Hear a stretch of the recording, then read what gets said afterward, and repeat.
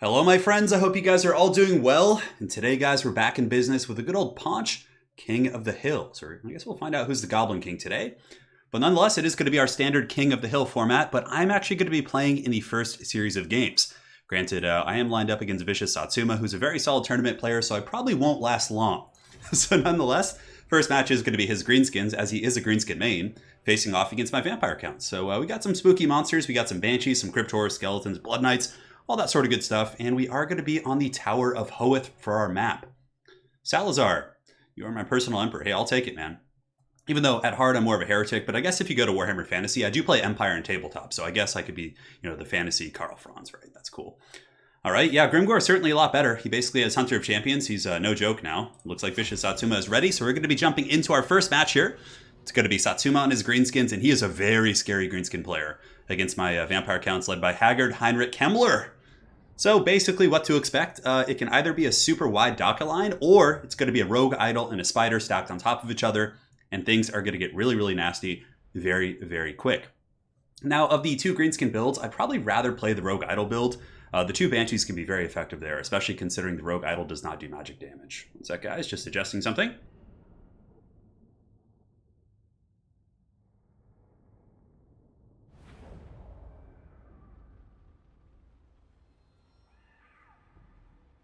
All right, we're all good. So let's get this party started. Let's get everything deployed. So we got a couple zombies, a couple skeletons, mainly just some chaff, because obviously he probably has fanatics. That's why I didn't want to go too elite with like a lot of like Stearnsman type infantry. I wanted to just bring one, because again, I figured he'll have fanatics to just throw through my blob, which, man, now that I think of it, that's really, really punishing against the Vampire Counts for sure. Cryptors are a pretty good, just mass unit that applies poison with good AP, so you can like block up the big Greenskin monsters with those. Couple Banshees in the back. We do have Heinrich Kemmler on his cackling horse. Let's get the Blood Knights with some Wolves. Mortis Engine lurking in the back as well. Vargulf and some Fellbats. All right, looks good to me. So just pulling everything up. 1 second, guys. Welcome to the stream.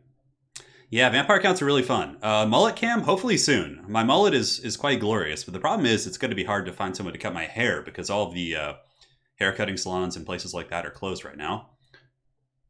Makes, I actually do wonder like how familiar, contemporary hairstylist places are with, cutting mullets, like how good they would be at that. Yeah. I know we're starting quick. We're getting down to business, guys. No jokes. I don't know if we should work over towards the forest a little bit. Maybe having our Blood Knights in the forest would be better than our Vargulfs and stuff, just so he doesn't see them right out of the gates. Yeah, this is a pretty traditional, I suppose, anti-Greenskin build. I don't know, maybe there's a couple things that aren't great here, but the double Banshee is definitely a staple with Cryptors. Because again, you need to be able to stop the Spider, and if they go Blackworks, Cryptors and Banshees really wreck them. Blood Knight's pretty much dominant in most engagements here. You do have to watch out for like Foot of Gorks and things like that. Otherwise, your Blood Knights will get shreked pretty bad, and you're going to have a very, very bad time. All right, one last adjustment here, guys. Hang tight.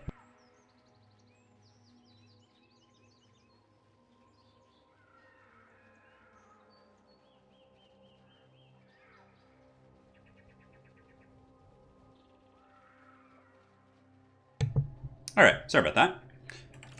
And yeah, looks good to me. So ready. So firstly, we want to go ahead and take a look and see how big his army is. All right, so he's got a pretty big army actually. So it probably makes me believe it's a wider army. It's not necessarily going to be like a box. I mean, I guess he could have a Fanatics box with a couple monsters. Greenskins can easily go like 20 stack now. We want to keep our army a little bit tighter though, because we do have a Mortis Engine and a lot of like, synergistic buffs in that really tight radius. We also do have Krell. Krell is really, really good against the big monsters. Once you get into a blob fight, you summon Krell like behind the Rogue Idol, and he'll start chopping it down pretty quick, which is good. I'm keeping the 80s alive. Yes, Salazar. What's up, Garland Green? Hope you're doing well. All is good here. Happy to have you guys here. All right, so let's get this party started.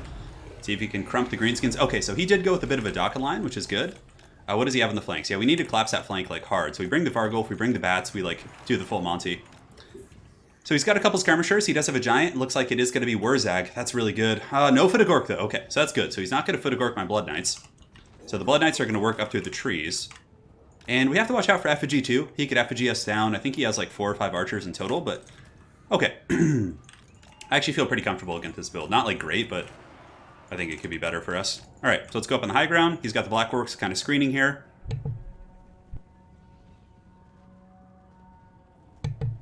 Yeah, we got to get around the flanks here a little bit. All right, so let's push. He's going after the Fellbats. We'll pull those guys away as well. keep moving up the horde. You can take that slow push. The Vargulf is certainly a magnet for fire, but I have a lot of stuff. I really just have to shut down those freaking error boys in the back. Okay, so we got some Stoutling pump wagons over in the trees. Fellbats just keep juking. We'll kind of pull them around here. And we can kind of hang tight for the initial push until we like get the favorable engagement here. We do have to watch out for effigy too. We'll summon Krell on top of probably the Goblin Big Boss or the Giant. Alright, so let's go ahead and get... do we want to get the Vargulf in there? It's a little bit risky. Let's go for the pump wagons. Get the Blood Knights going there. Head them off here. Pull the Fellbats in across to pin them in.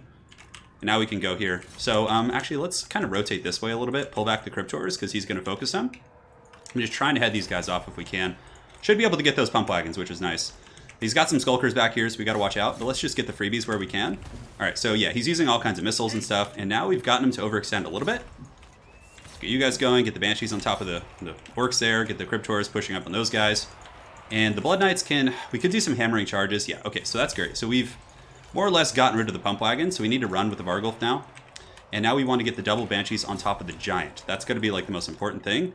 We'll keep the Mortis Engine back for now, I guess. Yeah, Blood Knight's getting a little bit caught up there. I got to make sure to get those guys back. So, I mean, the pump wagon's only 450 gold, so it's really not the best thing in the world, but it's not terrible either. All right, so he's going after the Mortis Engine. We need to pull it back because he's going to try and use Wurzag to kind of lock it down. We got Krell. Krell's going to go here. Just keep juking with this. And Cryptors and Zombies can move up. Let's go ahead and get them going after these Black Orcs here. Great, so the pump wagon's destroyed. We don't need to chase it with anything anymore. Mortis Engine need to pull it back and just kind of keep it for the late game, to be honest. All right, so double Banshees are going here. We have Krell chopping away at the back of the Giant as well. And now we need to get Heinrich Kemmler. And we can go ahead and summon some Zombies right on top of those guys. Very good. All right, so we have some backline pressure coming in. Fellbats can go shut down these Orc Air Boys. And the Dire Pack, let's pull the Dire Pack around and have them go after those guys right there. All right, keep going after the Giant. Let's go. Let's go. Keep pathing faster. Move Cryptors up.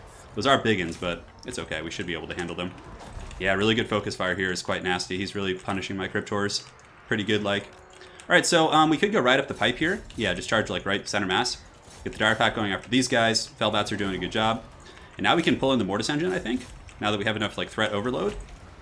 So double Banshees need to go after the Giant. Get Krell going after him as well. The Blood Knights did collapse into the Archers right there, which is quite good. We'll pull him back now, replace him with some of the chaff. And good, Dire Pack was able to really feast on the souls of those Spider Riders there. All right, so we're moving up slowly but surely. We have another zombie summon, so let's go ahead and summon some skeletons, actually. Use that buff right there. Do we collapse into the back of the Orc Boys? I think we do. I think that's the right play. And the Blood Knights are getting back. Mortis Engine is now coming in. So let's send the Mortis Engine after those Black Orcs, kind of keep it on the edge of the battlefield. And it looks like the Goblin Big Boss is almost broken. We do have Invo, too. I haven't really used it much. Let's go ahead and do it right here. Ah, damn it. I think we missed the Blood Knights. Oh, well. So let's go there. And we need to get a summon as well as soon as possible. How are the double Banshees doing? See if we can go after that Goblin Big Boss right now. Wurzag as well as another Gooning target. And good. So we broke this whole mass right here, so let's go ahead and push in. Blood Knights are getting some good engagements for Spider Riders and some other units here. And Krell needs to get in and start bashing on this Goblin Big Boss here. Let's go. All right, very good. So yeah, everyone's going. Heinrich Kemmler's in good shape. Just got to make sure he doesn't get clubbed down by this Giant. That would be a silly way to lose this game. So let's summon some Zombies on the way out. Really good snare right there. But nonetheless, I think we're in a pretty good position, even if we lose our Lord. Yeah, good. So now we loop around the back, pull the Mortis Engine across, get you guys kind of pathing up here. Heinrich, live! That was a really good effigy right there. We got to just hope for the best. You might be able to get an invocation and save him. Okay, he's free? He's free, he's free? Okay, okay. If he stabilizes, we're good. Come on, Heinrich. Come on, Heinrich. Come on, Heinrich. Let's go, let's go, let's go. Okay, he's free. Good. Vargulf, pull back into the Black Orcs. Mortis Engine, pull back. Just try and keep it alive, although it looks like it's going to break down no matter what. Black Knights here in a little bit of trouble. In Dire Pack, we need to pull in on the Rusty Errors. All right, great. So we got Heinrich Kemmler out, which is great. Need to get the double Banshees going after the Giant again. Move all of you guys over this direction. And now we are kind of shutting down his Archers. Big Boss is another good target for us to crump, actually. I'd like to get the Blood Knights and the Mortis Engine all here for a big fat invo if we can. A big fat happy family invo. All right, that might save the Mortis Engine. Come on, come on. Save it, save it, save it, save it. Let's go. So Blood Knights, we need to pull back in. We can have them start getting busy again. Have you guys keep crumping here. Vargulf is chasing down the Goblin Big Boss, which I don't think we have time to kind of like wait around for that. Yeah, Blood Knights, let's go. We need to get that Giant down too. Unfortunately for him too, the Mortis Engine might have actually stabilized here. So we can drop some Zombies on these Black Orcs.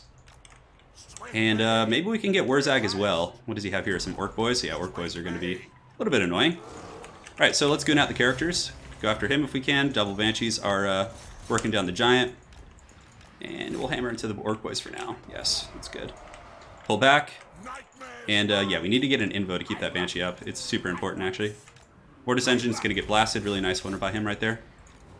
Let's go after this big boss. And do we have another heal? Yes, we do. So let's heal that Banshee. Banshees might be able to carry us here. It's gonna be a scrappy fight, to say the least. Let's go ahead and drop some zombies. And you guys can just start hammering back here. Mortis Engine might be able to get back in, maybe. We need to get that big boss down too. Just get the Mortis Engine in for as long as we can. Alright, great. So Heinrich Kemmler is alive. He's alive and well. Let's loop around, see if we can head off those Spider Riders now. The Giant is actually broken. Oh, Wurzog's on foot. We might be able to get him here. That would actually be game, basically, if we can get Wurzog with the 2 Banshees. Very good. The Blood Knights should be able to crump those Spider Riders pretty well. Heinrich Kemmler, come back in. Keep the Vargulf going after the big boss. And good, we broke them. It's quite huge. Now let's go ahead and charge in here with the Blood Knights and see if we can polish this big boy off. Heinrich Kemmler, let's go. Path in, get on those nasty skulkers. And we got some good shanking. Blood Knights are now in the situation as well. This Banshee needs to go. And hopefully we have a zombie summon. We do, which is great. Okay, so now we can provide some buffering to our characters here. Let's go. Let's get you. Now we can re-engage. Blood Knights are engaged. I think we're in good position here. Vargulf, ooh, a little bit damaged. It's been fighting for too long. Let's bring the Vargulf over here and help win this fight, because this is the only fight that matters. Yeah, the Giant's broken. Wurzag on foot should be done for now. Alright, so let's go. Let's get Wurzag. Blood Knights chase the Giant. We just ignore all this crap. Come on. Come on, get him, get him. Goon him out. Vampire count, baby. That's how we roll. Just gooning. Alright, so Wurzag should be done. Bounce of power's in our favor. Let's pull the Blood Knights up. Come on, let's go. Get him. What do we have left? Okay, so he's got some Goblin Big Bosses back there, but the Blood Knights are proving to be super MVP, 108 kills. Okay, so we just chase the boy here. Let's put them in group 4, just keep going. We'll get the Blood Knights to head off that Goblin Big Boss. Vargulf can just keep juking, really. And yeah, there we go. Let's charge him. Alright. Oh, he's on foot. Oh my god, okay. I didn't even notice that this entire game. Let's get the Vargulf to go after this big boss here. Wurzog is dead. The Banshees have done their job. Archers in the back are scattered. Black Orcs, we should be able to kite. Just move around them. Blood Knights are actually really durable against missile play, because they have the Banner of the Red Keep. Vargulf, keep gorilla pounding that guy. Let's get on these Orc Archers. Give you guys a nice cinematic shot. Oh yeah, let's go Blood Knights. I'm really surprised we didn't see a Rogue Idol. That's what I was really prepared for here. Fanatics coming in and just wrecking my business. Even though there's only 8 of them. Alright, so let's move the rest of our characters in to just crump the Black Orcs. GG. That was a close game. It was a really, really good game. New Greenskin's definitely pretty scary. Yep, so let's go there. Pull the Blood Knights around the back. Banshees and Sternsmen and other troops can get in.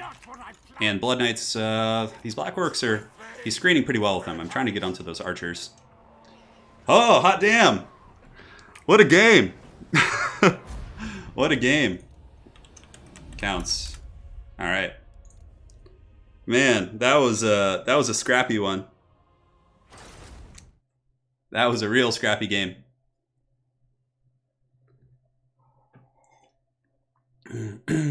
Alright. Hey, Samuel Christensen, who says happy birthday, Turin. It's not my birthday, but I'll take it. Sorry, I was like so immersed in microing there that I missed that. So thank you so much, man. Yeah. Yeah, Fist the Gork for sure. He had Brain Buster, yeah, he did. And he also had Gaze too. He was getting some magic damage for sure. Alright. Hi, no problem. Until next time. So next up on the stream, let me go ahead and see who we have on our list, on the King of the Hill list. We have Stormrunner. So Stormrunner, if you're watching, you're up.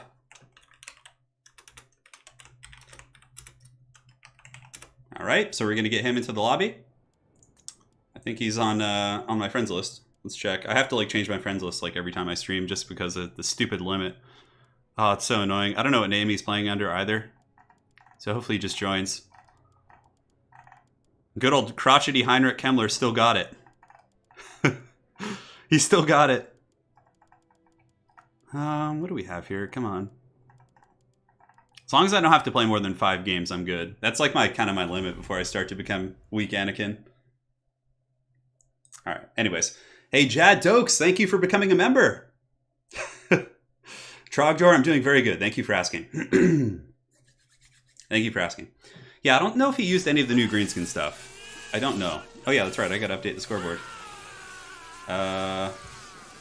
Turin. Yes. Hey, Corbeck, how's it going? Blood Knights are so good. Blood Knights are such a good unit. They're just so powerful. All right, Stormrunner's here. So I'll pick 3. You ban 1, then I pick. So I'll pick greenskins. Who else would you guys like to see? Greenskins. I'll pick Vampire Coast. Who do I want for the last faction? We could do some High Elves. We'll do High Elves. Yeah, that's fine. I'm not very good at High Elves, but High Elves are actually one of my weaker factions, but I'd like to practice them. You know, in that last game, I actually brought the Banshee with not a new item, but the Screaming Banner, which I actually feel is pretty good against greenskins. -4 leadership is not insignificant. It's not a ton, but yeah, we'll see. So right now, he basically has to ban my one of my 3 factions I picked. So he bans Coast and picked Dark Elves. Okay, so I'm going to go greenskins here for sure, because I don't feel confident in High Elves versus Dark Elves at all. So let me go ahead and get a screen blocker up. I think I have one somewhere. Let me see here. Do I have a screen blocker in this one? No, I'm gonna have to add one. All right, hold on, guys. I just gotta add a screen blocker real quick. Skaven? Yeah, I'll play Skaven if I keep going to. Do it, blocker. Any changes to the Empire? Yeah, actually, I'm releasing a patch notes video later today, and you guys will be able to see all the changes. We'll use this as a blocker today. This is the stream thumbnail. I thought it was pretty good. It has him interrogating a goblin as the Joker. Yeah, it's pretty good. Clan Eshin. All right, so we're going with the mean, the green. The mean and the green. There's so many like cool ways you can play now, you know? It's like, so awesome. So we're gonna go here, I think. Will be good. This isn't a matchup for Grimgor, unfortunately. He's a little bit too slow, and typically the Dark Elf characters just like cycle charge him. And is Grimgor infantry sized? No, he still actually counts as infantry sized. Okay, that's interesting. So we'll go with this guy. This will be good. All right, looks good to me. We're getting this party started, nice and right. Get it right, get it tight. In the words of, is that Yin Yang Twins or Little John from back from like 2001? I can't remember. All right, we got you. I had some good practice yesterday. I played a bunch of games with Anticity. Man, that guy is a really, really good player. All right, looks good. So picking my army. Hey, Jake Wu, I'm doing really good. Yeah, Mortar Wagons did get an ammo increase, to be honest. No, War Wagons are still bad, guys. They're still bad. Like, I tried playing them, like, 2 games yesterday against Anticity, and they just got, like, trash canned. Like, yeah, they might be slightly better, but if you're playing someone of equal skill, you're still, in my opinion, putting yourself at a pretty substantial disadvantage. Okay, that looks good to me. That looks good. I want to play a more aggressive build. See, I've been playing greenskins kind of like the same way, but I guess. Oh, we got to switch the map too. Do a little troll country. A little troll country is always good for the soul. I feel like I just have so much money here. All right, let's try that out. Looks good. I will show you the world. Let's get a couple of those. Getting some fun units for you guys. Yeah, I'll probably get back to doing some Bannerlord videos eventually. Lazy Glad? Yeah, I probably will. I don't know when, but in due time. Right now, obviously, I'm just really focused on the new content and with this DLC and everything. All right, so we've gotten... What else do we want to bring that would be really fun? We got a couple new units here. We got a couple old ones. I really do want to bring some campaign-specific units, but I'm not going to because that would be pretty dirty. Oh, man, this is going to be great. Yeah, probably some of these would be good. Got you and got you. Yeah, that's fine. All right, so we're ready. Let's do this. Let's have some fun. Yeah, this is a good build, I think. I think it has some teeth, for sure. We got some scheming. We got some DACA. We got some choppas. We got everything. It's a build to make a true greenskin very, very happy. I'm hoping he goes with a certain character here. All right, one sec, guys. So this is King of the Hill, but I decided to play in it because yesterday I was able to actually play 6 games and my hands didn't really hurt after 6 games. Well, it hurt, but 6 was a good limit, so I'm like, hey, I think I can handle today. Because I don't think I'm going to make it 6. Eventually I'll slip up and do a meme build and that'll be the end of it. Just end me. All right, Stormrunner's ready. The mighty DBG Stormrunner coming in with the Druchii. Always a good time. All right. Very cool. Yeah, thank you guys all for joining. It's good to be back in business. We's just getting warmed up. I didn't bring Grom the Paunch, though. As much as it hurts my soul, I just don't think he's a little bit tough against like Malekith type characters and Marathi. So we'll see how it goes. All right, let's get rid of that blocker because I am somewhat awake. I've only been awake for a couple hours, but we have some pump wagons, guys. So that's pretty much as close to Mad Max as you're getting here. But for the most part, it's a Skarsnik DACA build. I love Skarsnik with the new greenskins. He's so incredibly awesome. You guys will get to see him in action here. So we do have a DACA line. I have 3 Fanatics as well. So we're going to be dropping some Fanatic attacks on the Dark Elf lines. Like, they wreck armor so hard. Like, they just wreck everything they hit. So I'm kind of like, do I really need, like, heavy anti-infantry? I guess I have the pump wagons for that. So we got the Doomdiver Catapult here. Doomdiver Catapult's going to be going deep. We'll leave some Spider Riders to kind of defend it for now. Pump wagons. Very good. And now, let's get our character Goon Squad. So we have 3. I just use the River Troll Hag. If I don't want to use Lore of Death, I just use her for the slows. And she's also a pretty good combatant as well. Skarsnik, of course, is our main kind of a mainstay. He's going to be trying to rampage and give bonus versus large to things and, really just do that. So 3 and 4, I really do like Broken Test Mob. They now have 100 armor, so they're almost like Empire Knights, right? Which is cool. And you guys can be in 5. Looks great. So we'll have these ones like go around and harass and try and run some like roadblocks and stuff. No Skulkers though. I don't really have any like serious slow action. Makes me a little bit concerned. His army, it's very elite. It looks like it might be a Hydra army or something. Yeah, with a bunch of monsters. He's got 414 troops, guys. Wyverns are, you can recruit them in custom battles and stuff, but obviously not in like multiplayer if you're playing like ladder. It's not like one of the units that belong to the actual faction, so. Yeah. All right. So yeah, whenever he's ready. I think he might be. All right, let's get this party started. He says it's not legal. Nah, it's okay. Don't worry about it, bud. We're just having fun. All right, so let's go ahead and get the Doomdiver Catapult to start shooting at Cold One Knights, repeater crossbows. Probably repeater crossbows. They're really annoying. And we have anti-large with Skarsnik too. I'm feeling pretty confident in that situation. All right, so he's coming up. We're going to get some Fanatics right in the face of those Blackheart Corsairs. Doomdiver Catapult is on the hunt. Let's get the pigs up here, and we can get the pump wagons to go in and start pumping some sick jams on the face of those dudes.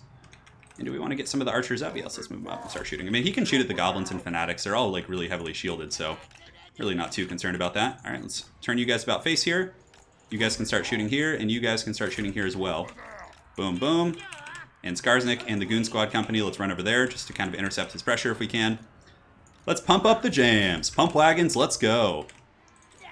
And yeah, he's sending in the Hydra, which is fine. We could just kind of pull away from it. And very good. Spider Riders can come and collapse in the back here. Pigs and company can just kind of start to prepare. Where is that mighty Hydra? So the Hydra needs to go down. Oh, it's a Charybdis, actually. So it's even more anti-large. Charybdis actually just got a pretty substantial buff, too. So you gotta watch out for the mighty Charybdis. All right, so Doomdiver Catapult is pretty much Shrek those guys. Let's switch on to this one here. Looks like he's coming back here with some Harpies, so we'll be ready to shut him down. And yeah, now we can start fighting the Charybdis. We can get you guys going up here to fight them, and fight them as well. Good. Skarsnik and company, it looks like he's doing like a flank collapse here, so I'm just gonna kind of like, hang tight and see what's cracking. Although Skarsnik, I would like to get a Spider to Bad Moon over here if we could. Yeah, we can get that. Great. So we'll send in some Fanatics as well. Shouldn't do too much. I don't know. We'll try it against Harpies here, see how it goes, actually. And these Fanatics here, Oh, I didn't bring the Fanatics there. That was a mistake. Oh, well. Alright, so let's go ahead and throw the Fanatics right down the pipe there, which is good. And now he's coming in for a charge here. So let's go ahead and do this. We can go ahead and get ready to do an Ere We Go. So the Goblins will absorb that charge. We'll Mither it as well. And we can do a Brain Buster if we need to. But nonetheless, taking down the Cryptus is the big threat. Alright, so let's get here, get the pigs, and you guys to clean them up. Skarsnik's coming over here. We can do some rampaging if we want to, actually. Let's get our archer line and start shooting at the big old Lokir Felheart here. Great, so the Cryptus is offline. Let's get the Pump Wagon to chase it off the battlefield. Spot Goblins have done their job here. Crumped, crumped, crumped. Everything looks good. And now, if we can get them a little bit lower, we can actually rampage them. So the wall is now active. Very good. So we need to get them a little bit lower before we're actually able to rampage them. Good. So let's go ahead and just get everyone here and pull back the Spider Riders to keep defending. Great. So I think this flank fight's going pretty well. We can go ahead and cast a Brainbuster right there as well. We can't quite reach him. Yeah, we need to pull back. So now it's time to rampage here. So we're going to use Fermented Fungi on Lokir, which will rampage him. Bring in the Goblins. Get the pigs in there as well. And everything looks pretty good to me. We have some Fanatics. Yeah, we could pull him back. Oh, our Doomdiver Catapult crew is going to run off the battlefield. That's a shame. Anyways, cool. So Lokir looks like he's going down. He's getting crumbs pretty good. But man, oh man, is our Orc caster here just getting wrecked. I guess that engagement just did not go well. So let's send some Spider Riders over there in company. We should be able to get Lokir though, so I don't think it matters. And our Hag got wrecked also, yeah. I really thought we would win that engagement, man. Okay, so Lokir's down for the count. Let's go ahead and switch our firepower onto these guys. We have some reinforcements coming in. Yeah, he got our Hag and our caster. Oh man, okay, that was nasty. Manticore Summon has done its job. We could just kind of chase over there. Chase, and we got some Spider Riders here. Let's pull them back in. And now we have some Fanatics in a couple seconds as well. It's not going to be that solid, but I guess we could just throw some over here, yeah. He's getting that nastiness on us. Pump Wagon able to chase off the Cryptus. Pull you guys back, pull you guys back. We still have Skarsnik too, so we should be in good shape, to be honest. Yep. We're getting down the Cold One Knights. Yeah, so the way Rampage works with Skarsnik is it has to be an HP threshold. They have to be below 80% for you to get it off your first time. You can't just Rampage anything. That would be really OP. So let's go ahead and get Slanesh's Harvesters with our boars. Yeah, it's game.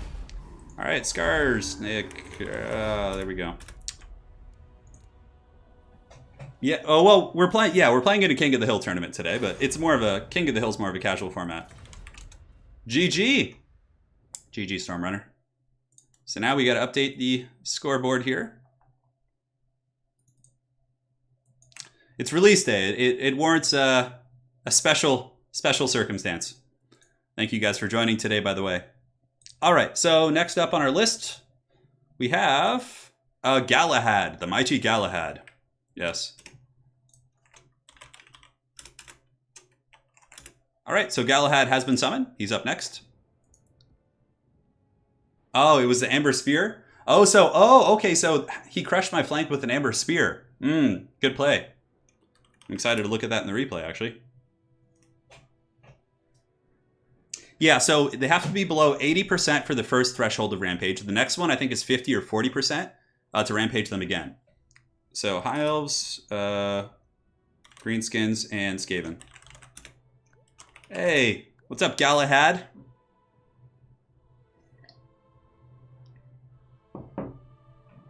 What's cracking, man? So we'll see what he picks. So I pick 3. I want to play High Elves this game just to give you guys a full run. Okay, he wants to play High Elves, so he's going to ban them. How dare you? How dare you, Galahad? All right, that's fair. I think we've seen enough Greenskin versus High Elves, so we're going to do Skaven. And for the map, we can do, I don't know, Chillflow. Isn't Chillflow a good map? Can't remember. Sword of Torgald's good. Let's do that. All right. So now we need to get the blocker up. And we're all set.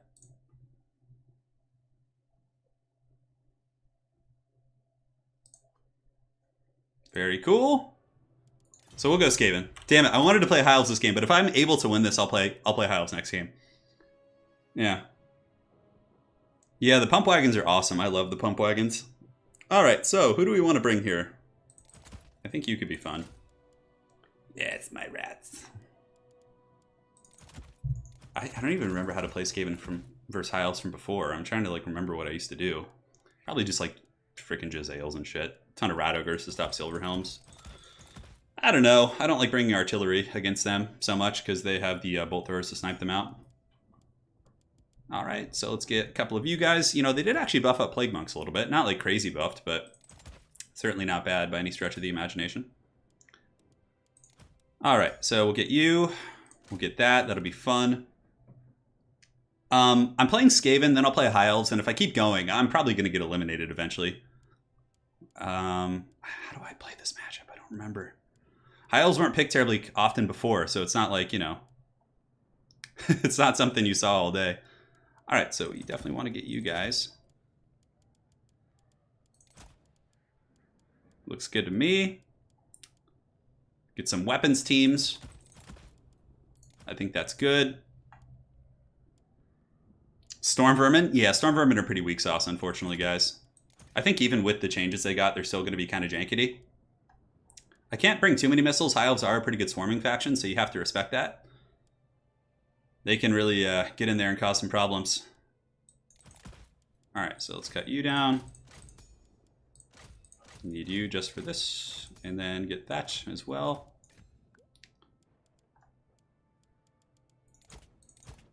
Just getting my baseline stuff ready. I don't know how I feel about this build. It's kind of weird. All Skaven slaves, is that what you guys want? I see you are a cultured people. I think this build should be fine. It lacks a little bit in some departments, though, for sure. Maybe we got to cut one of you guys now. Four of them, I think, is very necessary. 1,000 gold left. What, oh, what do I get? We're planning cannon is okay, I guess. But, I don't know. I'd rather deal with large threats with different stuff. Get you guys. And we can get rid of this. And then get some of these juicy units. Very good. Alright, let's see how this goes. I have no idea what I'm doing, but let's try and make it work. You guys, you know, it is a fair guess to assume there are going to be a lot of rats in this build. Hopefully I brought the right spells in my playcaster. I didn't even look. Oh well. There's like some birds screeching angrily outside.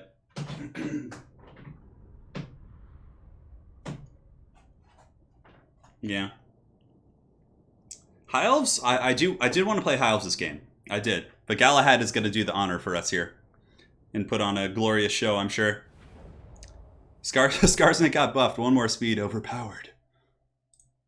Alright. Let's go ahead and get rid of the screen blocker. And we'll get some Skaven slaves in the front. So basically, it's just like Skaven slaves, mortars, a couple artillery pieces. You guys get the picture. It's like classic Skaven, right? I really like the poison mortars. They did actually get nerfed, so we're about to see if the nerf was actually really significant for them. We got Deathmaster, because he's really fun. I probably wouldn't pick him, like, every time, but yeah, he's a fun lord. He's got some teeth for sure. Got a couple of skirmishers. Skirmishers just going to be trolling, and like, if they have like a phoenix or something, it's really actually quite nice to have like one of those skirmisher units. Alright, so let's get some Skaven Slave Spears on either flank. And obviously we have a ton of Rat Ogres. The one thing we might have trouble with is actually just like mass Spearmen. I'm a little bit concerned, like, I don't have much to deal with them. I guess Mortars can kill them. Ogres, Ogres, Ogres, and Ogres. Rat Ogres are a very, very good unit against Elves. They shut down Reavers as well as, I don't know. You go over here. Which side do I want to be on? Yeah, this side seems a little bit more cozy. A couple skirmishers. Get this party started. Have some fun. The mighty Galahad coming for blood. Alright, sorry, I was just minimizing the check settings real quick. Alright, guys. Yeah, the Arwar Jezzail's really good. Shooting phoenixes, dragons, you name it. Aside from that, I mean, my one weakness in this army, I don't have much to kill, like, single entities. But, I mean, I guess I have the Gutter Runner squad. I have Deathmaster. I have some Ogres, which can kind of beat on them. I don't know, we'll see. I don't know, yeah, what did I not account for in terms of new units? Rangers, I guess? Rangers are not that big of an issue for me. Oh, Chariots, but I have Ogres. Okay, so we're fine in that department. So as long as the Ogres are in position, the Chariots should get Shrek'd. Those are Lion Chariots, though. Those are no joke. So we can move over this way a little bit. I think that's fine, like away from the Chariots and try and like get them on our flank so the Ogres can intercept them a little bit easier. We'll pull our Gutter Runners here. So what does he have? He has Archers, he has Rangers, he's got a Mage of Life. I don't know who his Lord is. It could be, oh, there it is. Is that Imric? Okay, it's going to be Imric. That's fine. Deathmaster is certainly going to be quite happy about this engagement. So we're just kind of scooting over this way, checking to make sure nothing sneaky is coming. He has discovered my gutter runners, which he may come after them with lions, which would actually probably be a mistake on his part, in my opinion. Oh no, I knew I forgot to do something. I forgot to cut my spells on the caster there. That's a shame. Oh well, doesn't really matter. It's not a big deal. So we're going to be in position soon, so we'll just do a little bit of light skirmishing. Lions are coming in, but I'm okay with that, so we'll just kind of keep gutter runnering them. And now we'll start shooting into the archers here, and we'll start shooting into you guys here. Get you guys in position, ogres in position here. And we'll go ahead and summon some plague monks to go intercept those dudes over there. Get these skirmishers going, and the Jezzails can start shooting at Imric on his horse. And we don't need the ogres really on this side, so we'll pull them over. You guys here, you guys here. And yeah, we're getting some good damage on the rangers, which is good. Very, very good, Anakin, indeed. So we'll get you guys ready. You guys ready. Ogres can basically just go pound these rangers down. And now we got to watch out for the line chariots. Imric's actually coming in pretty balls deep, so let's go ahead and send you guys in. Send you guys in, and send these spears in. And you guys come in as well. And now we need to get Deathmaster over there to go help out. Very good. So Plague Monks should be able to take them out, pull back our skirmishers, and we can send in the Warlock Engineer and the Skaven Slaves. Plague Monk can go fight there as well. And good. So the mortars are all shooting, Jezzails are shooting. Let's go ahead and pull them back a little bit. Deathmaster wants to go after Imric if we can, so let's go ahead and lock him down. Pop, lock, and drop it, baby. Let's go. We have the War Lions kind of punching through the seam. And do we have much reinforcement? We don't, actually. Got a couple... Oh, he's got a big flank coming. I wasn't paying attention to that. So, all right. So let's get these ogres back. And pull the ogres back into the back line to defend now, which I think would be fine. Send some of these up. And do we have some Plague Monks? Yes, we do. We have some Plague Monk summons we can drop back here as well. These mortar teams are here. Deathmaster wasn't able to get too much damage, but let's actually leave one ogre to keep punching through these guys, and these mortar teams can shoot at the archers. All right, so it's a little bit of a wild fight. I mean, I think his collapse there actually probably just won him the game because I was not paying attention, I have to admit. I was not looking at the minimap. Let's go here, go after those lion chariots. These guys can keep scrapping here. Ogres are on the hunt, chasing down all these units, but let's just kind of get them in the center mass here. Pull them back, and how's Deathmaster doing? Yeah, he's taking out the lion chariots, which is good. Is there any way I'm going to be able to stabilize these mortars? Probably so. Let's go ahead and shoot here if we can. Alright, so Deathmaster, come back in. We could use a Whirl of Weeping Blades if we want to, but we were actually able to butter down some of those lion chariots. These ogres need to be pulled back for sure. Yeah, I think we lost this one, guys. I was not paying attention to my back line. We can summon some Plague Monks, too, to go, like, chop up the archers in the back. That'll be good. And, I mean, if we can get his Lord, if he slips up in that respect and lets Deathmaster just karate chop him, that's, like, my one, probably, chance back in this game. So summon those Plague Monks. Come on, man. Let's go. Let's go.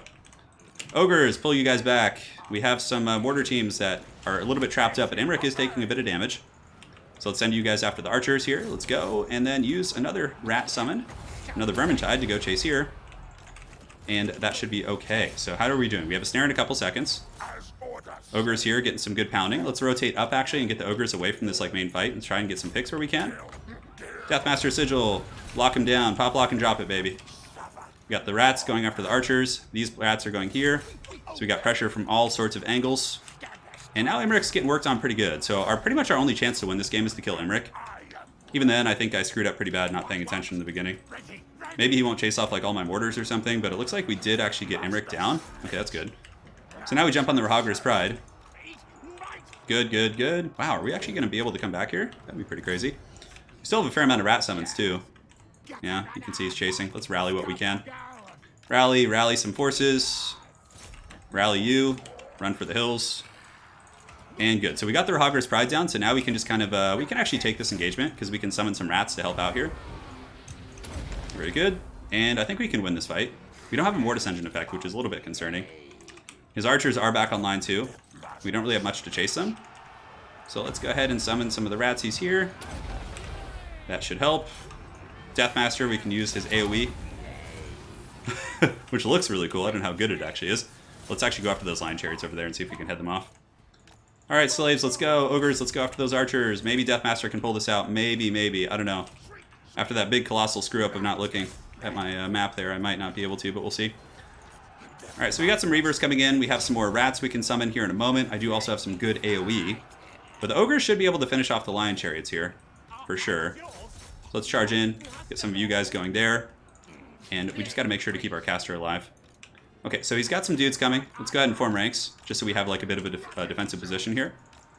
And do I want to use like a wind breath attack? Probably so. That'll probably be pretty good. Yeah, that was a good one right there. Ooh, yeah, look at that. That was nice, huh? Archers. Good. You guys claps on those archers. And the Plague Priest is getting hunted, but that's okay. Deathmaster is now free, so we can use the Sigil. Try and get this caster. So we're going to lock him down here. Start beating on this character and use a rat summon in the meantime to buy a little time. Very good. So these guys are going here. We'll get the Warlock Engineer going right there. Deathmaster is very mucked up here, but that's okay. Let's pull some spears in to help. Yeah, it's going to be a scrappy fight, but if we get the AoE, that could be really strong. We need to shut down those archers for sure. Do we have anything on the edge of the map coming back that could be useful? Okay, so we got those archers down, which is nice. Deathmaster Snitch is going to be a pain to finish. Maybe if we get another big, like, AoE blob. Yeah, we can maybe get his caster down, too. I'm unfortunately pretty much out of Winds of Magic, so all my tricks are, you know, kind of expired now. What do we have around? Yeah, I'd love to get that Warlock Engineer united with some of these ogres here. Come on. Okay, so those archers are done for. Let's run this way. Plague Monk, let's get him into the fight. We're going to have Whirl of Weeping Blades here in a couple seconds. Let's get him in here, see if we can survive that situation. Okay, so he's coming over here to fight. We need to get the Mortis Engine, some rat spears if we can. Get some spears over there. Deathmaster is going to be able to win this with this ability. Check this out. Hi-ya! He just did his rat kung fu and just hopefully did some fat damage to some of those rangers.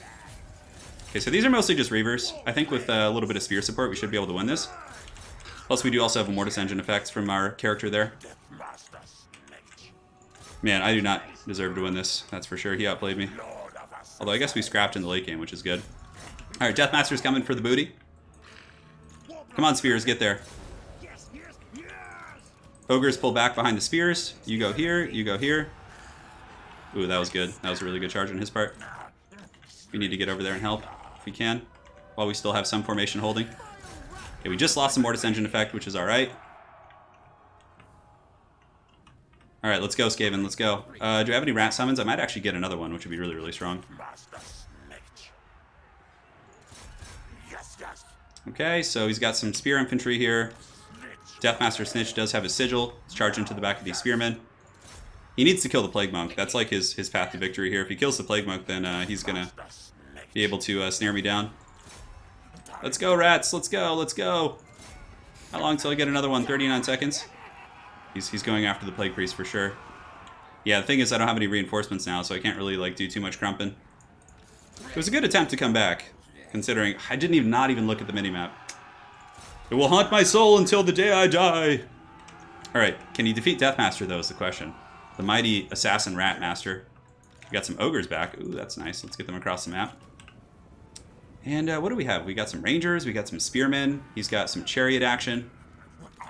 Ooh, okay. Deathmaster's coming for you. He's coming for you. He's watching that Mage of Life. Let's just go after them. We can't really chase too much. Maybe get some Skaven Slave Spears back in there. We're gonna have our like Winds ability here in a second. Oh, he's trying to chase that character off, which is fine. So yeah, we're gonna have the AoE in just a second. How many kills does he have? 111 actually. Check this out. Oh yeah, Whirl of Weeping Blades. Oh man, it hit like everything. Oh yeah, look at the damage on that. That's pretty sexy. Rangers got broken off. They're wavering. -13, -18. Spearmen here are in some trouble. Will Deathmaster carry? Oh, that would be so OP. There's no way though, because he still has a Lion Chariot. Yeah, no, and I accidentally forgot to cut spells in my caster too. That was pretty bad. Alright, Deathmaster carries. Okay, so we need to block this chariot charge. Oh shit, we can't use that on... It has to be a hero, that's right. Oh god, the lions! In the jungle, the mighty jungle, the lion chariots feast tonight. Yeah, he needs to chase off my caster though. Come on, Deathmaster, take him out. Let's go, rat. Come on, use some of that rat kung fu. Oh! You know, we're actually getting this chariot a little bit low here. We're steady. Oh, you know, I think Deathmaster, if not for army losses, I think maybe Deathmaster could have won that with the Weeping Blades. Oh, that was great, Skaven. Alright. That's perfect. 3 games is like my sweet spot. Alright, so Galahad will stay put. And then we'll move and get some other lads in there. GG. Didn't see flank. Well played. Stay, so new lobby I will host. Rejoin. Alright. Galahad says I'm stressed. I didn't see that flank, man. You got me with it. You got me, bro. Turin, King of the Hill. Pastor 1, 2, 3. Very original. Alright. So we had some fun. I got to play some games, which was cool. It always is way more fun for me when I get to play a little bit. So let me go ahead and tag these guys. Galahad. And who is he playing? Happy Puppy. Oh, the Happy Pup. The ferocious challenger. So they shall rejoin. Well, my score shouldn't be too hard to beat. We just got 2 today. Man, I can't believe we almost came back there. We're just going to put T for 2. Bubba's Big Blast. Why does he keep making small one stat changes? You know, over the course of a whole battle, it does add up. Bubba's Big Blast. But yeah, it's not like super significant, but it's safer to make minor changes than it is like big blundering changes that could really like shake up the game. You know? Sorry, I'm just changing all the text right now. Bear with me, guys. In the jungle, the mighty jungle. We actually had a pretty good army against his. I just needed some ogres to stop that rear charge. It was a huge mistake, man. Yeah. Well, Imrik got gooned by Deathmaster pretty good, actually. I actually like Deathmaster there. He's pretty scary. All right. So Gala, yes, correct. So we have Happy Puppy against Galahad. Map will do the Swamp of Terror, which is actually the new quest battle map. This will be super fun. Hey, Bubba's Big Blast, thanks again, man, for the donation. And why is that not updating? It is the mighty Italian Spartacus in chat. The bearded wonder himself. Here to hang out and, you know, talk about Ultima Online more. We were chatting about that before. Hey, Darth Pendragon, how's it going, man? Hope you're doing well. So the video that I put up today, the best heavy cav video, was actually edited by Darth Pendragon here in chat. Great guy, easy to work with, and very, very good at his job. Cool. Everything looks good here. And Darth, I actually got some new projects coming up soon, so stay tuned. Yeah, man. You know, Deathmaster's AoE Whirl of Weeping Blades was actually really good. It killed a ton of Rangers. Yeah, the Swamp of Terror is ugly, but that's kind of what's charming about it. Yeah. I really love Deathmaster as a character. He's so fun. So Galahad's going to pick Lizardmen, Skaven, and High Elves. And then Pup. So Pup, ban 1 now. Then pick. He bans Skaven and picks Norsca, which probably good. So he's going to probably face High Elves again. I think Galahad has been rearing to play these High Elves, which is quite cool. Dude, Ultima Online is just like, oh man. It takes me back to the days of old. No, Mul Spaghetti, Skaven aren't underpowered. I just didn't play well. I played poorly and he played better than me. That's why I lost that game. It's not because Skaven are underpowered. Skaven are still top tier. Hands down. Hands down. I just like was not looking at the minimap and did not see that huge flank coming. Yeah, Skaven are not weak, trust me. But yeah, Ultima Online was like one of my first forays into like MMO gaming, or I guess it was the first one, right? And man, I remember playing that in like the days of old. Yeah, Blood Knights are the best heavy cav unit for sure. The fact that they're just so powerful and they also can be resurrected if they weren't on that roster. Oh, no, he's going Lizards actually. All right, so we have Galahad on the Lizardmen versus Happy Puppy on the glorious Norskins. So you guys got to see some cool stuff today. You got to see some Lion Chariots, some War Lions. We saw some new greenskin stuff, yeah. We saw Skarsnik rampaging in the second game. Pretty cool for sure. And now we roll. Can't wait to get crumped on ladder with my thematic Imrik fire build because no healing. Yeah, it's still good though. Yeah. I want to play more. Like, if I ever am able to get my hands fixed, man, I would play quick battle streams every single day. Yeah, and also, you know, I was missing 500 gold Leon because I had all the extra spells. It is what it is. What's the best faction for beginners in multiplayer? Lazy Glad. You know, I actually think Lizardmen are really good because they're like super high leadership, high durability, hard to kill. Like, they're very forgiving. Lizardmen's a good beginner one. Honestly, Norsca isn't bad also. Just bring like Berserkers with like Famir and you'll like be fine in most of your games. So, yeah, there's lots of stuff. Are you looking forward to anything from Demons of Chaos in Game 3? Yeah, I want to see like the Great Unclean one. Yeah, and like the Bloodthirsters and stuff. I'm so excited to see how they're like implemented into this game. Like the big greater, just big chungus greater demons. So as a matter of fact, Lady Turin and I have been playing... we've been playing Magic Commander. We've been playing Commander format every night. I just taught her to play. And, we're building 2 new decks now. So I'm building for Anna, Lady Turin, we're getting her a werewolf deck. So she's getting a werewolf tribal deck. And I'm making a zombie deck. Yeah, so we're going to have some good games. Zombies. Maxiarg, you've missed 3 games. Yeah, 3 games. That's it. And we still have quite a ways to go on our list. Let me go ahead and double check. Yeah, we have, after this, 1, 2, 3, 4, 5, 6 more players and a couple on reserve as well. So we'll see. We've been streaming for just under an hour. A couple solid battles indeed. All right, players are ready. Let's get this party started. The Swamp of Terror is a very ugly map, but it's an aquatics map, so Galahad bringing skinks is going to be good, I'm sure. You know, I enjoy regular Magic, but Commander format is like my jam. I love Commander. You know, Hercules Werewolf Tribal is like, it's not the best of tribals, but it can catch people off guard, because if you're playing 4-player Commander, people usually like, oh, you're playing werewolves. Oh, you're this like, I don't need to think about this opponent. But then suddenly you cast Moon Mist and swing in for like 80 damage, you know, with a bunch of werewolves. It can get pretty crazy. It's not like great, but yeah. Magic stream. Yeah, Deacon, I need to get back to Magic. I want to... Anna and I were actually talking about recording one of our Commander games once we build our decks out and stuff. I don't know how we would do that. We'd have to like... do Famir have aquatics? I don't know. I don't think they need it since they're large. Because they wouldn't take a penalty anyways. The only thing that gets penalized by fighting in water... Oh, actually, I was wrong. For some reason, I thought this was like a super water-heavy map. Okay, completely wrong, even though it's a swamp. I actually think this map's okay for multiplayer. I like it. Yeah, this is a cool one. I definitely dig this. Anyways, for the Lizards, who shall be led by Galahad, the Mighty. He's got red-crested skinks. He's got cohorts of Sotek. Looks like red-crested skinks. No, just red-crested skinks. A couple skink cohorts up in front.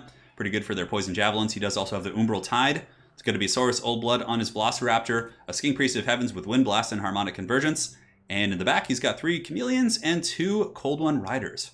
A very skink-heavy army, but it is going to be led by a Saurus. Now for the forces of Norsca.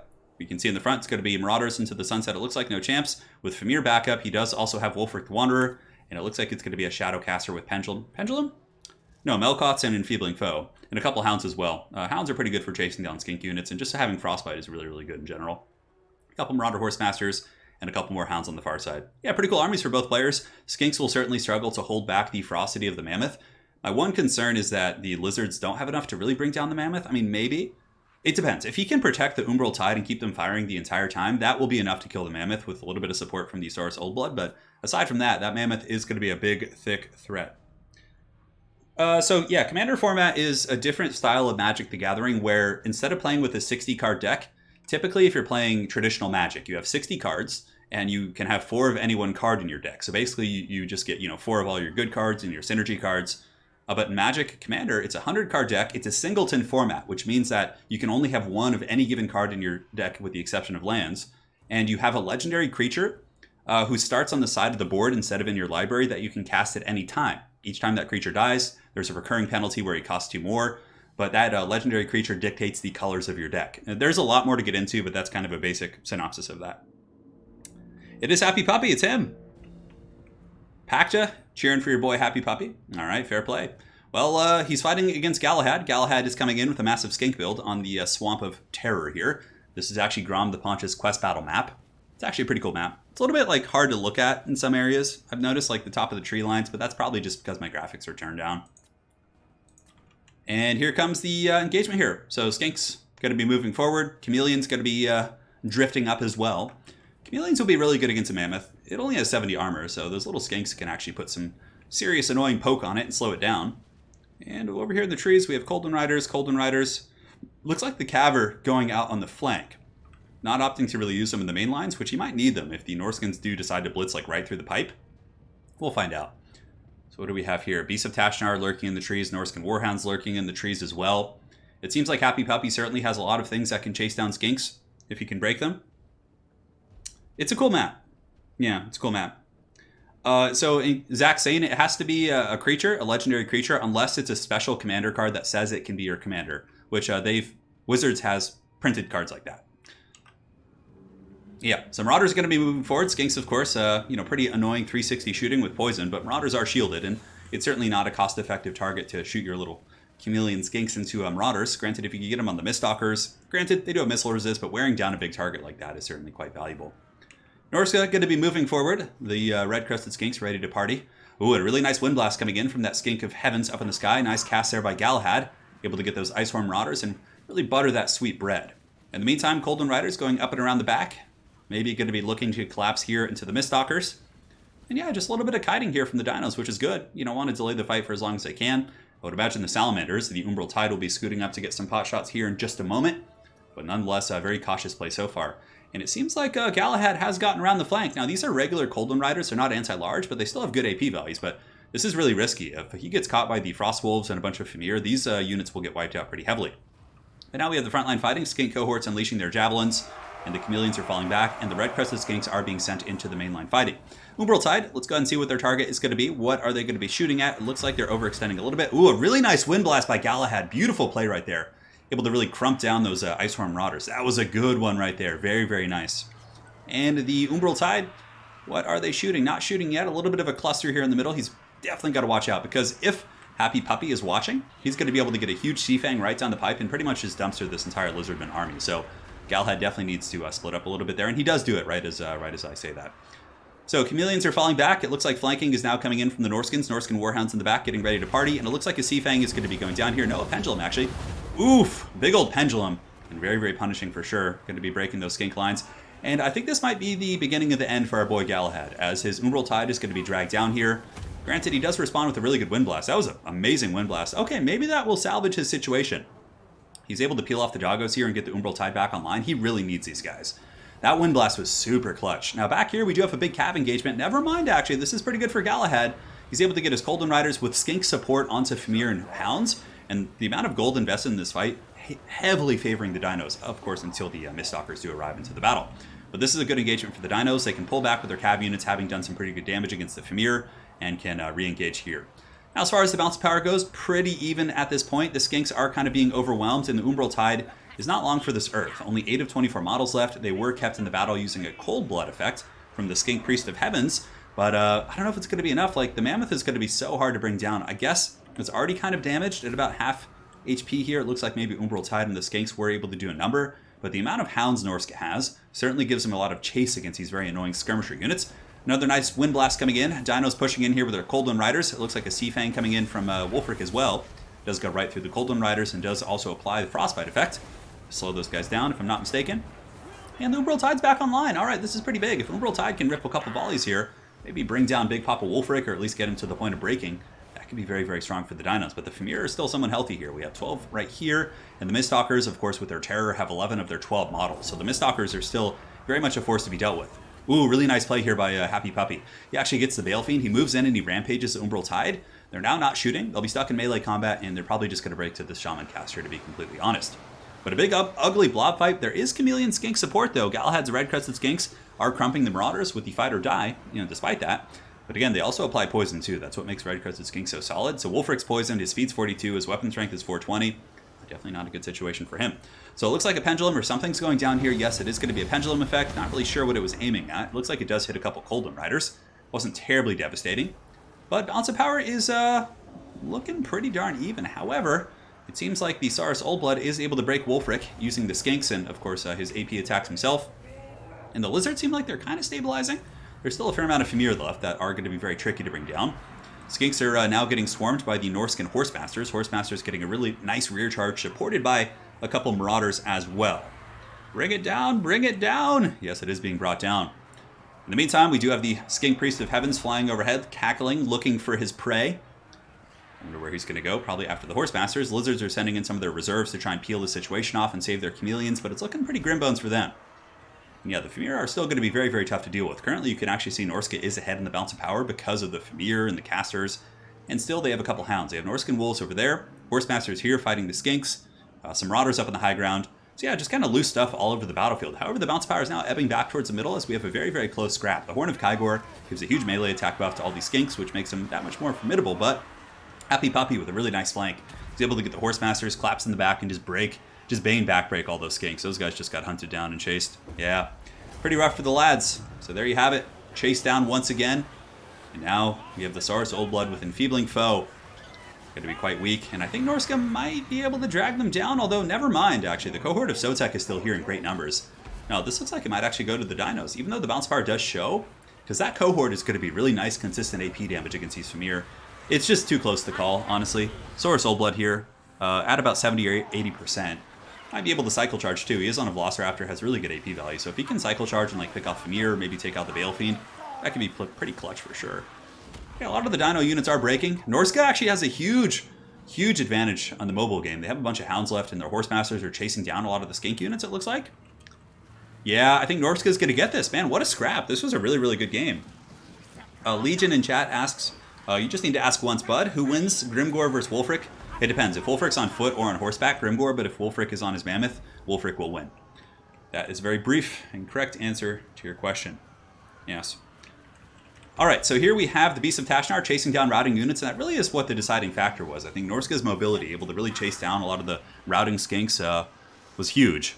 Saurus Old Blood here, Cold Blood is active, keeping him in the game, fighting a little bit longer, but he's starting to get worn down. These Famir are no joke. They hit incredibly hard, have armor sundering, and also do magic damage if there's any physical resist, but it does not look like there is. Foe Seeker, Horn of Kygor activated. The cohort of Sotek still fighting. They have 27 models left. These little skinks are just circle beating some of the Famir, which is a pretty hilarious sight. And interestingly enough, the Famir are actually shaken, which is hilarious. Those little skinks are putting quite a number on them. 25 models left. Horn of Kygor giving them 66 whopping melee attack, which is pretty insane. But yeah, now there's the Icehorn Marauders coming back in. There's Hounds, there's Horsemasters. The Skink Priest of Heavens is chased off. And that is going to be GG. Looks like Happy Puppy of XMT is going to be able to advance on here in this King of the Hill. And he maintains my reign of 2 wins. Yes. That was your connection. Yeah, no worries, bud. That can happen sometimes. I've done that in streams too, where I type something and I'm lagging and it goes like 3 times. But yeah, that's the answer to your question, bud. Oh, Grimgor would definitely beat up Wulfric on anything except the Mammoth Mount. Like, 100%. 100%. Grimgor is like such a beast of a duelist now. He can beat up like most of those monstrous characters too. So now we have Galahad. Happy Puppy is going to be our boy. Or I think it's Happy Pup. It's actually what it is. Playing a very, very solid game. The dreaded puppy. Dreaded indeed.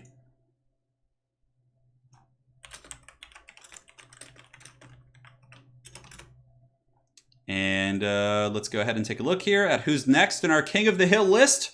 Legion, thank you for the $6.99. Appreciate it. Very, very generous of you, bud. Thank you guys all for your support. And next up on our list, we have Huron, Papa of Turin. All right, 1, 2, 3. Let's see if he's here.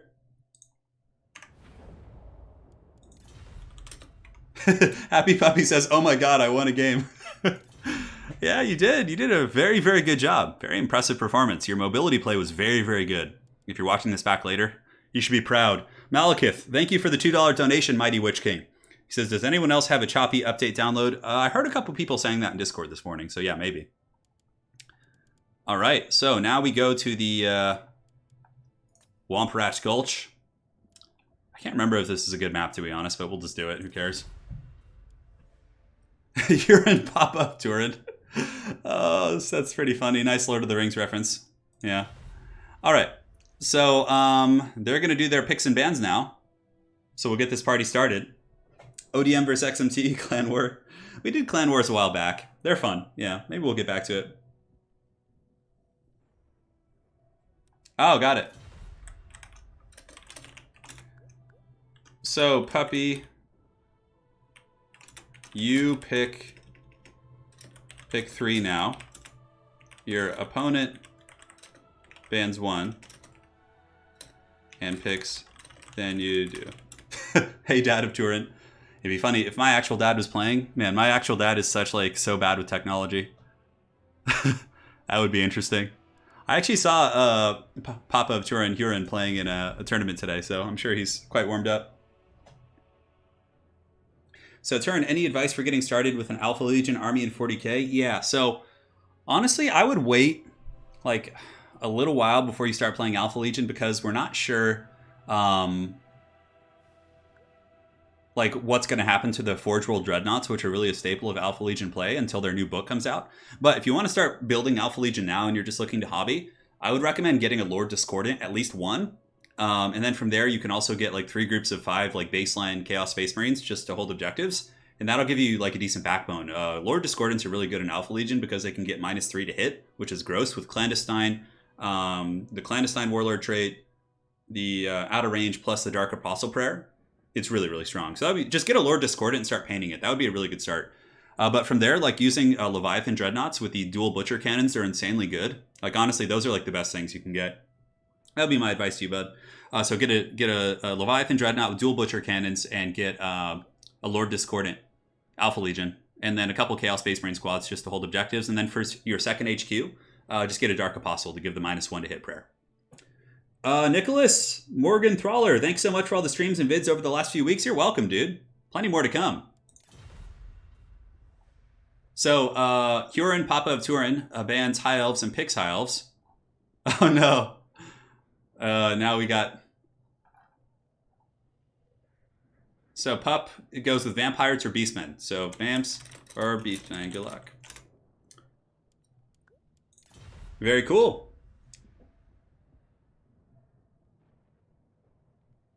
Yeah, Lord Discordants are really good in Alpha Legion. I could make you an Alpha Legion list. If you shoot me a message in Discord, I could like put one together for you. I think I just heard Wookiee barking. I don't know why he's so angry today. Yeah, Nicholas, thank you so much. We do share a name. My first name is actually Nick. I don't know if a lot of people don't know that. My middle name is Turin, and it actually is Turin. It's a very creative history of my channel. All right, man, King of the Hill format I think is one of my favorite streams. I just have so much fun with it, guys. It's just so low-key and fun, and I get to play a couple games. Oh no, Wookiee's, he's angry. I hear the fell beast barking in the night. How do I know so much about so many games? I play a lot of games. Well, I don't play a lot of PC games anymore, but I play Magic the Gathering and Total War, and I mean, I've been playing RTS games since I was a kiddo, yeah. You're still waiting for your Psychic Awakening. We haven't gotten it either. I play Death Guard, and we're just like in the trash can. Yeah. Do things like Hounds count as large infantry? So, here's the thing, Jeb Hastings. Hound units in Total War count as infantry-sized, with the exception of a couple variants. The Norscan Ice Wolves count as large, as do the War Lines of Krace. Aside from that, they all count as infantry-sized. Most of them, I think. For the sake of the bonus versus infantry. Yeah. Hey, what's up, Pharaoh? How you doing, man? Best way to support the channel? I mean, donations on stream, PayPal, Patreon. You can use a PayPal link if you want to. It's below. They take less of a cut, but obviously super chats are very fun because it's like it appears in stream chat. So really, whatever floats your boat. But yeah, whatever you feel like, man. I appreciate any support. No worries. All right. Oh, I missed Italian Spartacus's donation earlier. Oh no. Good luck to my dad. I know my dad's here, but Happy Pup is coming off a glorious victory. That was quite a nice showcase there against a very solid opponent, Galad. Yes. Death Guard is pretty bad, yeah, right now, but they'll get buffed. All right, this is going to be interesting. I'm quite curious to see how this matchup goes. Probably going to see Viletide. A ton of summons. Minotaur, Spawn Bus is always pretty cool. High Elves, though, with Silver and Guard might be able to hold better now, too. Huron is making his final picks. If Wookiee is a Beast of Nurgle, is Turin a Horticulus Slimix? No. Wookiee is the Nurgling for sure. Yeah. I guess if you had to associate me with one of my characters, I would be some Death Guard character who has an annoying Nurgling following it around all day. Although Death Guard, like, not all of the Death Guard are like this, but in the lore, Death Guard, like Plague Marines, they look at Nurglings like little, like, sort of like pets, but like pets on a very high, like, pedestal. Like, they kind of like, they call Nurglings little lords. So when a Nurgling runs by, the Plague Marines will be like, oh, greetings, little lord. And it just, like, runs by and cackles. And they, like, pet them and, like, you know, take care of them. Occasionally they accidentally squash them in battle, but they feel bad about it. But, yeah, Death Guard, like, venerate the Nurglings. They're, like, these holy little creatures, which is pretty funny. Spartacus swept in the dustbin. No, it's not my actual dad. No, my actual dad probably would never play video games. He's not into that. Yeah. Hey, Pharaoh, thank you, man. Any plans for 100k subs? I don't know. Maybe we'll do a faction war. 100k sub faction war, something. We'll think of something fun. I'm not sure. We're getting pretty close, actually. Yeah, it's been growing. We've been growing. The fire's been rising lately. Yeah, and tomorrow, guys, we have another big tourney. So if you guys aren't getting your fill today, we have the ECL is starting tomorrow. So the next season of Eternal Challenger League. The big competitive tournament. So far, we have 51 people signed up to play in the tournament. Fenster, thank you for the $5. Turn, I never catch your streams live, and I wanted to express my gratitude for your hard work, humor, and high-quality vids. Thank you, man. I would say the first two might be true, but I've never felt my videos are high quality compared to some other people's. But thank you, man. Eddie Metcalf, hey, Turn, love the streams, especially Faction Wars, just getting into 40k. Am I getting an AdMech army? AdMech is one faction I don't know a lot about, unfortunately, so I can't give you too much advice, bud. But I know AdMech, the Martian robots are really cool. So the Castellan robots, make sure you have some of those. Get Belisarius Call because he's really fun. And then get a couple Onager Dune Crawlers. And then from there, you can kind of mix and match. And plus, they're getting like some new cowboy units and stuff. Yeah, I don't know, man. You got a bright future. AdMech is getting some really cool stuff. So Pharaoh's been here, yeah, since I was a wee streamer. At 100k, I get a tick. That's what I'm most excited for. And YouTube actually sends you a plaque. Who is Papa of Turin? No, it's not Amuf Hacker. It's not. All right, guys. So now let's take a look at the forces of Hurin, Papa of Turin, coming in with High Elves. Oh, we got Bird Teclis, baby! Yeah, Arcane Teclis. Oh, I'm so excited for this. He does also have, let's see, he's got some Dragon Princes, I think. And, ooh, this map actually, not the best balanced map. Okay, so maybe I should not have picked this map. It's okay. Scared of the map, yeah. Yeah, you see, I just picked this map, but I didn't really know about it. But there is a little bit of a choke, but honestly, he's not abusing it too bad. He just has some spearmen there, which is fine. Like, if he had an archer lineup here and he was just, like, camping with archers and using this choke, that would be pretty oppressive, but he's not doing that, which is fine.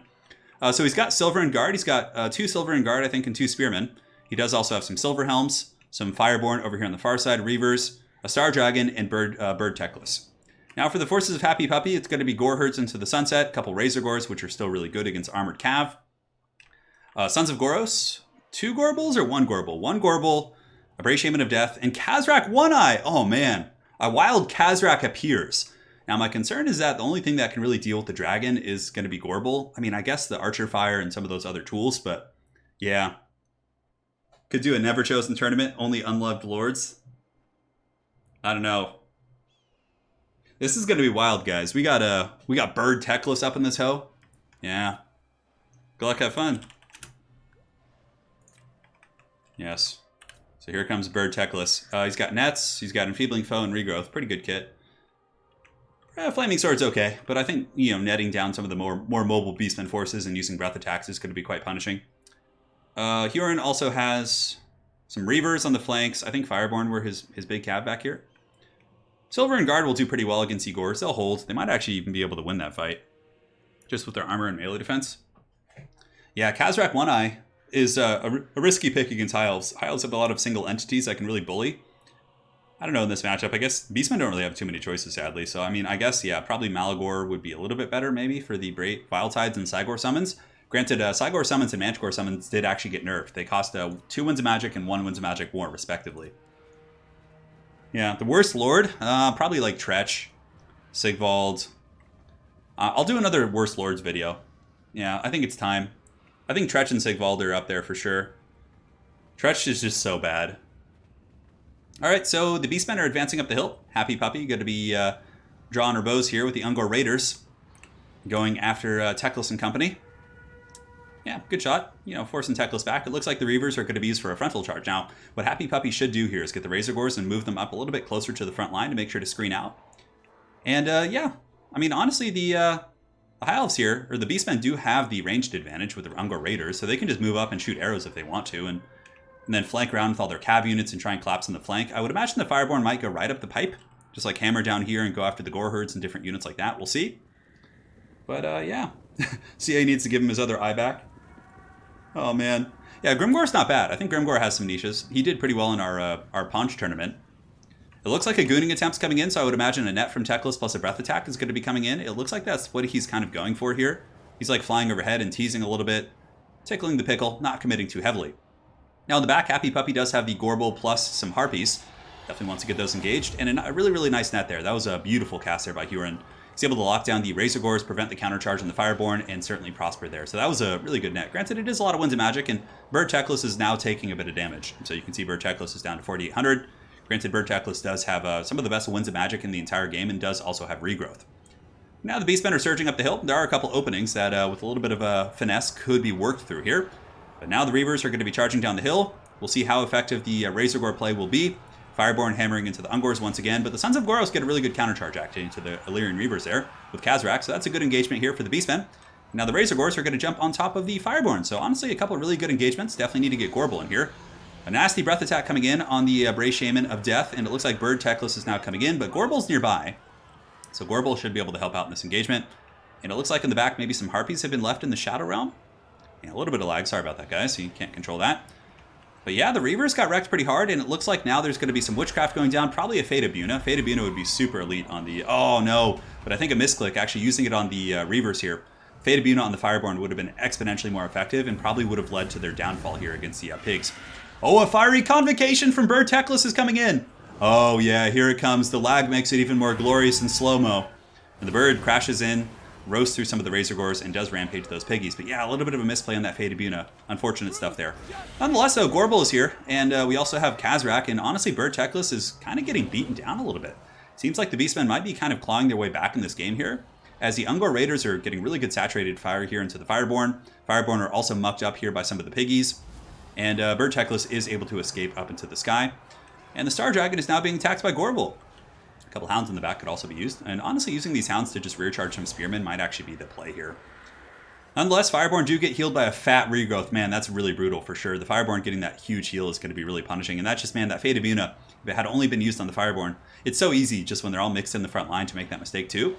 But here the Star Dragon's kind of getting worn down a little bit. Gorbel is taking a bit of work, but the Beastmen have a really good surround here. Bird Teclis is also being poked by some of the Raiders in the back. And I would imagine the Fireborn of Turin will move through here. Oh, nice Harpy intercept. Able to block the charge there of those units. Granted, they're going to get wrecked pretty bad, but it does prevent the shock damage from coming in on this Beastmen formation. So now we have Khazrak, who's in okay shape. The Bray Shaman of Death is chasing the Star Dragon. A little bit of a risky gambit for sure. We have a couple of hounds in reserve. Fireborn are, looks like they're kind of chilling. He may have forgotten about those guys. Really, really focused on trying to get a Star Dragon away. But no, now he's going to be charging downhill. So I think now if the Razor Gores and some Gores and maybe even some of the Hound units can just kind of intercept them, that would be a good chance. And also another Fate of Buna may be coming off cooldown relatively soon. And currently balance is looking pretty even at this point. But again, oh no! Oh man! She just barely moves Khazrak and dodges that breath attack. But now Khazrak is in combat here with Bird Teclis. Gonna need some Gorbel support because the Star Dragon will annihilate a Chariot character very, very quickly. Yeah, that's really, really scary actually. Khazrak needs to get out of there, or this could be a game-losing situation. Enfeebling Foe used as well. Looks like Khazrak might be able to get out of the situation. Hard to say, but staying in combat here, it's so hard to get away from this. Yeah, the Bounce Fire actually moves back into the favor of the High Elves as Khazrak just gets gooned. The Gorbel needs to go in and make some heroic plays for sure, because now the Bray Shaman of Death is going to die too. And that was really the big play there. Yeah, the Bray Shaman getting wrecked in Khazrak. I think the Beastmen were in a pretty comfortable position, or at least an even position, until that happened. Oh, one of the dogs is going hog wild out there. Perhaps we have intruders.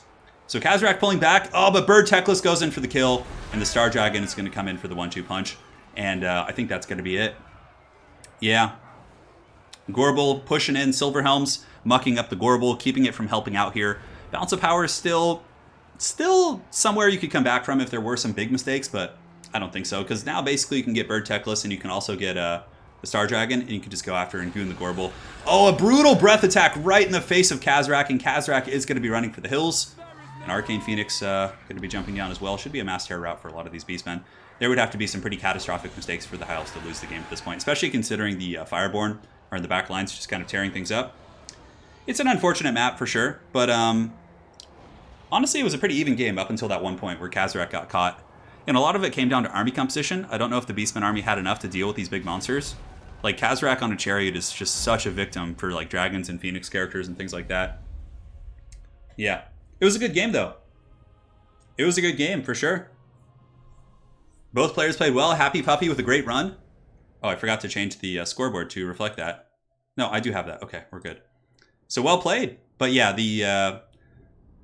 as far as the army comp goes, I would probably replace like the Gores with like cheaper infantry and then just get a bunch of spear infantry and get more Razor Gore herds. Had Fate of Buna honestly been used on the Fireborn, like, because the Fireborn just wrecked shop.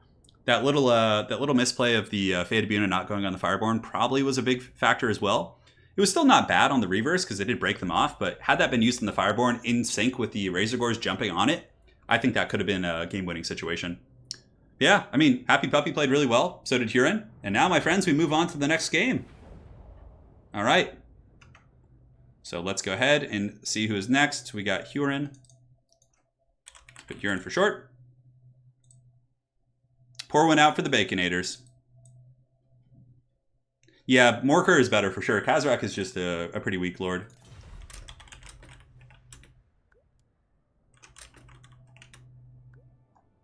All right. So let's go on to the next map. We can do Sword of Torgold. We could do Summer Song. Summer Song's a good map. I like that one. I don't do it terribly often also. And next up we have Gobbo Slayer.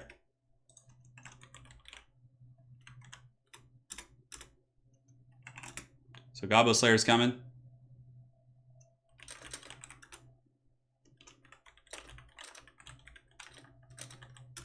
Very good.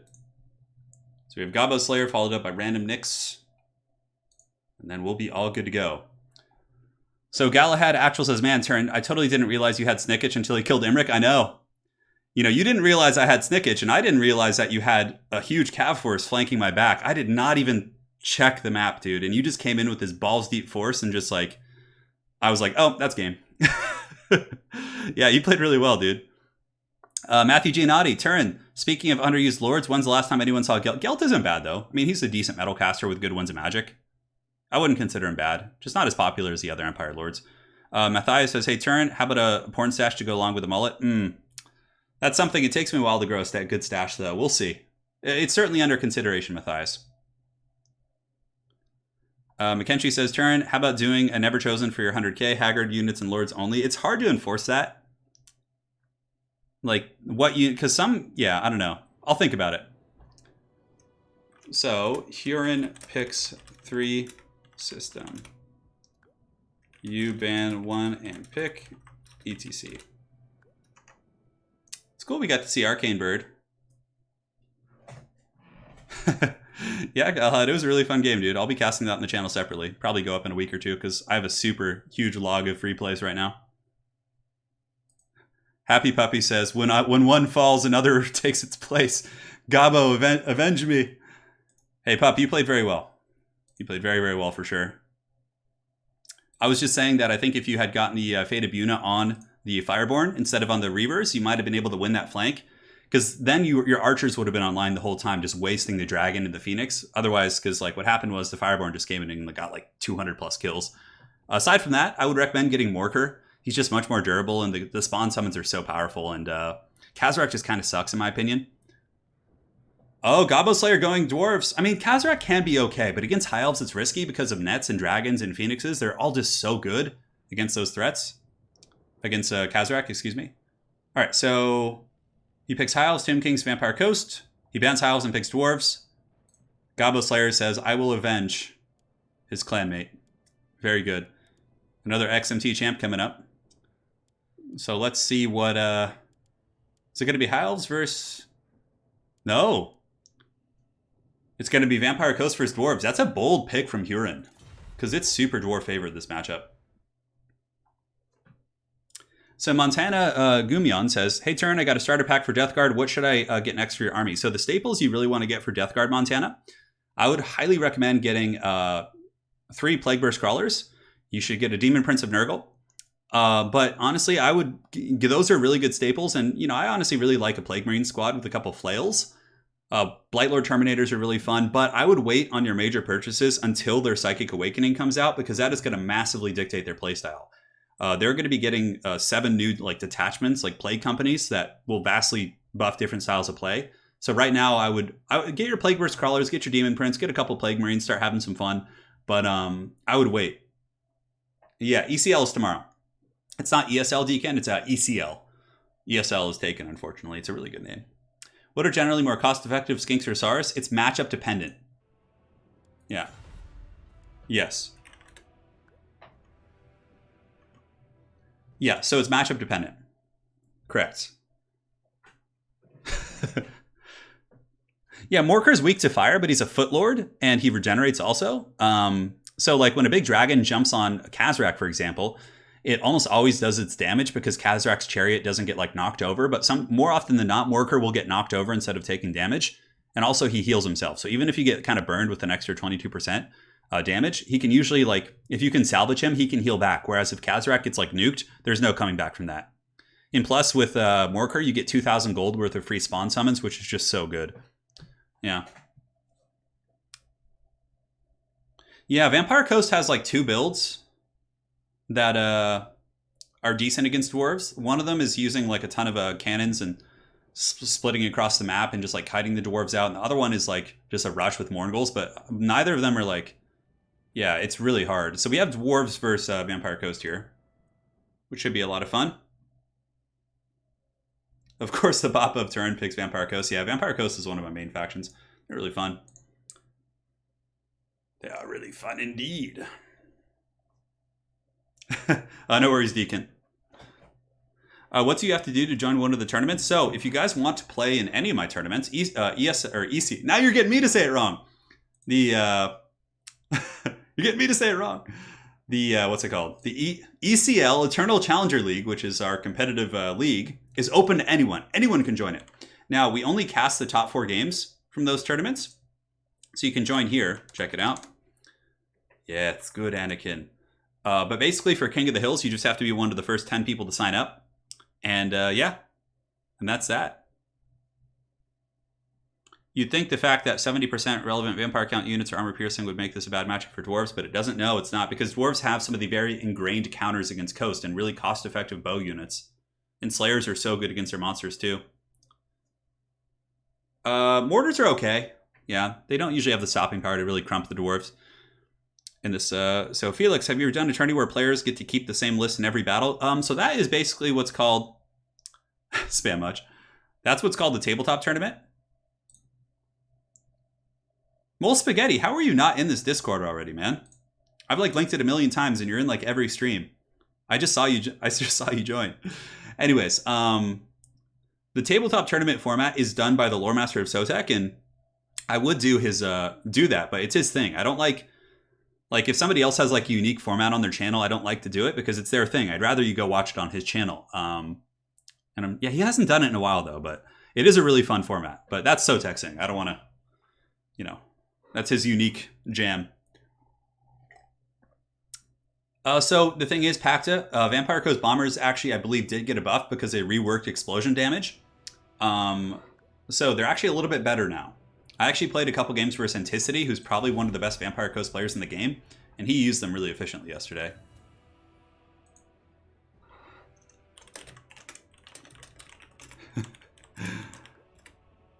And then we have Huron in chat saying, I didn't know this was so favored against me. I'm like, yeah, dude, this is one of the hardest counters for Vampire Coast. The Jawi are a proud people. They can yeah, it's really tough. So basically, Huron has a couple choices. You go with Count Noctilus, a zombie halberd front line, and get 4 Morngul's, a couple hounds, and just swarm with AP and flank pressure. It's really tough though. Or you go with 4 cannons, you hide them in each corner of the map, You just like kite out the dwarves and just like troll them, and it requires a lot of skill and micro-intensive abilities, but it can be done. It can be done. It's just very, very difficult. Yeah, and if you join that Discord, we have links to, in the community resources, you'll find links to a ton of other Discords where people play as well, so you can find people from all over the world. But yeah, you can find people to play in there, new players, get some practice in. Hey, Sotek's here. Yeah, Sotek, the people clamor.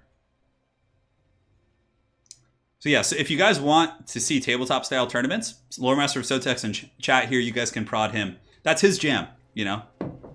Okay, this build isn't bad. Oh, the bloat. What a hero, Huron. Trying to win the hearts and minds of the people. So, bloated corpses, I believe, got to change. I don't think they caused terror before, but now they do. So as they're charging, they can terror out things, which is pretty funny. Very interesting build here. So for the Vampire Coast, he's got zombies. He's got Luther Harkin on foot. I love Foot Luther in this matchup. He is so awesome. He's got a Carronade, Vampire Fleet Captain of the Deep with Crab Summon and Vangeists. 2 handgun mobs, 1 depth guard, and depth guard are actually really good at cleaning up dwarven infantry. They can play the long game. 2 bloaty boys, Sirens, Fellbats. Sirens are actually not bad either. It's honestly not a bad build. If he's able to catch his opponent some misplays and get those bloated corpses into like good targets, could be very strong. Oh man. Yes. Yeah, Anticity's really good. The Bat Axe 45. Why not do a co-stream with Sotek? Yeah, I'll do it. Sure. I don't know how we would do that, though, since we live so far apart. I guess, yeah, we could do that. I'll talk to him about it. Yeah, Huron has won an instant moral victory. I know. Double bloats. And I believe bloats did get changed to cause terror. So we got Slayers. Yeah, this is pretty much it, right? You get Slayers, you get a couple decent Longbeards, and then just a bunch of bows, and it's so hard for Vampire Coast to deal with. We got Belagar, we have Gotrek, and some Dragonback Slayers in the back. And yeah, it's pretty much just bows, Slayers, and Longbeards. That's the entire army here. And they are going to be Bugman's Rangers, so they're, some are. Okay, 2 Bugmans, 1 Standard Ranger. Yeah. Sotek's like, all right, I'll work on it now. That's right, Sotek. Yeah, bloats should cause terror for sure. You know, there's actually a really funny mechanic. If you use the Sword of Torah of Rest on a bloated corpse ally, it like explodes, but it doesn't die. I don't know if they changed that, but that was really, really funny in the early build. Yeah, you know, I think there should be bats, like a bat unit, like a giant Vampire Coast bat that carries a bloated corpse and can drop it like a one-time use. That would be so cool. So you give a Vargulf wings, it can fly, and then it drops a bloated corpse. I do have a delay with chat. It's about... is there a screen blocker up or something? Am I missing? No, there's not. Okay. The dreaded double bloat is here. It's here to stay. Dwarves, probably just going to focus with Rangers. What I would probably do if I were Huron is I would hide the bloated corpses in the trees and just like bring them out in the late game. And like once it gets really scrappy and like, you know, your opponent lets their guard down a little bit. Yeah, Aerocrastic says... this vampire build is kind of in the right direction. I agree. Sirens have good staying power here. The Fellbats are good against Gyrocopter play. He's got a couple Carronades. Depth Guard are a good sweeper of Slayers. Depth Guard, as a matter of fact, a hard counter against Slayers, but it's going to be tough. Gabo Slayer is a good player, and we'll see how it goes. So for the Carronades, yeah, there's not too many great targets, honestly, for the Carronades here. I guess, what is he hidden over here? Oh, he has a bloaty in that corner of the map. Look at how far off it is.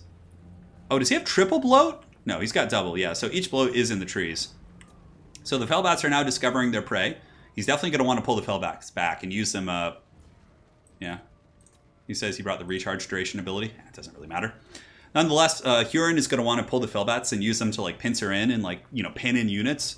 Sending them in initially will probably just give the Dwarves a ton of free real estate. He also should get Foot Luther up. Foot Luther coming over here and starting to, you know, snipe Gotrek a little bit could be quite good. Oh, man. The Rogue Idol that throws exploding squigs. I mean, it basically does. Oh, guys. Okay, so nothing else in the commentary of this game really matters aside from the fact that a bloated corpse has now emerged from the trees, and it's moving very fast. A little bit of a misplay here from Gabo Slayer, actually sending in Gotrek into a bunch of powder fire. If Foot Luther were nearby, for example, he would be able to actually really punish this play, but hey, he's right here. Okay, maybe he is. Yeah, you can see Gotrek taking a little bit of damage here. Oh, but does Gotrek see the bloat? I don't know if the bloat has been discovered yet. So I think the lag is unfortunately coming from Huron, because I didn't start lagging until his games. But it's okay, he's made up for it. Oh, Gotrek! Come on, bloat. Go, go, go. He's got 38 speed. Gotrek has 42. Is he going to make it to the Slayers? Gotrek is chasing. Come on, man. Push it. Push those fat legs. Let's go. Oh, but Gotrek stopped. Oh, the Slayers have pulled back. Okay, Gobbo Slayer knows now. The jig is up. Damn. Damn shame.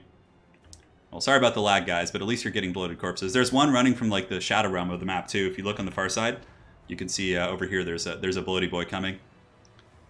We also have some depth guard in reserve, which is a very good play. Felbats are now swarming in. Oh man, the Slayers can outrun the bloat, which is the problem. There goes my bloated corpse. Watch him as he goes. Dun, dun, dun, dun, dun, dun, dun, dun, dun, dun, dun, dun. There goes my hero. He's not going to make it. You know, it seems like if he could survive one more shot, he might be able to get into these Bugman's Rangers. No way, the plays. Oh, and he gets the acceleration. He sees his Doritos and Mountain Dew. Oh no, don't blow up your own sirens. Don't do it. Oh God. Oh, he's going to get the Bugman's Rangers. Oh. All right, at least he got some value. All right. So the sirens do surround Gotrek, which is good. And it looks like there's going to be a Vangeist Revenge coming in. Man, Huron with just the ultimate memes here. But it looks like Gobbo Slayer is going to dodge it as the big Haggard pirate ship is going to be missing those shots. Yeah, it doesn't even get anything. It's such a Haggard spell. On the far side, we have another bloat coming in. But I think Gobbo Slayer sees it at the last second. Oh, but here it goes. He's switching. Oh, baby. Oh, he's coming for them Doritos. Oh! And he nukes those Bugman's Rangers. That's worth it. All right, so even though Huron probably will lose this game, I think he's won the hearts of the people with a couple solid bloated corpses, honestly, both of which were somewhat cost-effective. I believe Gotrek does do magic damage. I can't remember. Yeah, no, hold on. Let's check. Does he? I can't remember. Gotrek does do magic damage, so yeah, the Sirens are actually pretty bad against him. So now Vampire Coast is getting worn down. It looks like Luther is battling Belagar, and the Vampire Fleet Captain also being taken out by the mighty Dwarf Lord here. A little bit of powder play shooting into the Dwarven ranks, but it's going to be tough. You can see they're slowly getting worn down. I know, deleted, yeah. The bloated corpses are so awesome. Yeah, and I mean, Bugman's Rangers cost like 800 gold, I think, give or take, so that's pretty cost-effective here. Now, I don't know what Vampire Coast can do. They don't have like regular invocation to heal up or drop zombie summons on Slayers. Like, what you can do with a regular caster is you can drop zombie summons, the pistol mob summons, and just start shooting the Slayers in the backs and stuff. But here it's going to be tough. It looks like another Vangeist Revenge going down, just super haggard. On some very beleaguered Longbeards, which... Oh yeah, here we go. It's time. Oh, it's actually going to get something. Oh, it got him. What? That ability sucks. It killed like one Longbeard. And now Gotrek's coming in. We have Belagar coming in, and that's going to be the end of the meme lord. Luther Harkin is going to get swarmed. Luther would probably beat Belagar in a straight-up duel, but... Yeah, Crab Summon coming in as well. But Luther is in really, really bad shape here. Yeah, he's probably going to be crumbling here in a moment. Some Vampire Coast stuff on the periphery. We got some guns, but they're all engaged on. Slayers against Sirens is actually pretty good for the Sirens. But yeah, Depth Guard are getting worn down. Carronades in the back are having problems, and that's going to be game. Yeah. Well, you know, well played to him. Huron, son of Turin.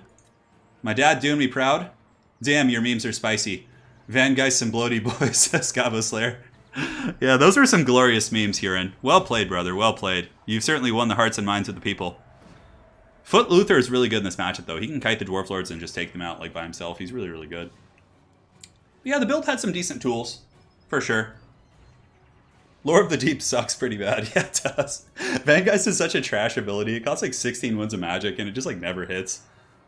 If Gotrek dies to a bloated corpse, oh man. I don't think it's possible, yeah, because I really wish they would make bloaties do some like good single entity damage instead of just doing explosion. Anyways, let's go ahead and update the scoreboard. So it's going to be Gobbo. Slayer.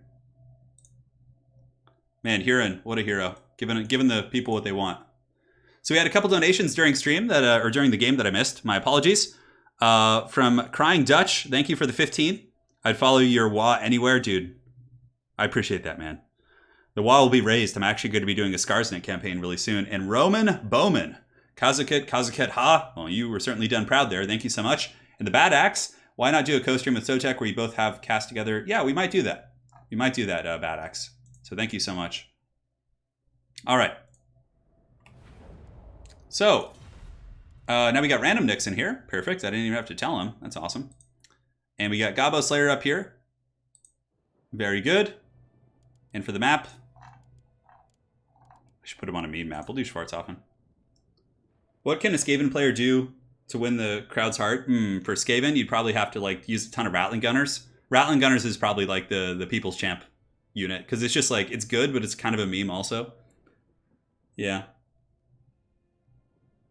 One of the good bloats, the bloats did okay that game, actually. They probably paid for themselves. So yeah, players are going to do their picks and bans. We'll get this party started, and in the meantime, I'll just hang out with you guys and chat. Yeah.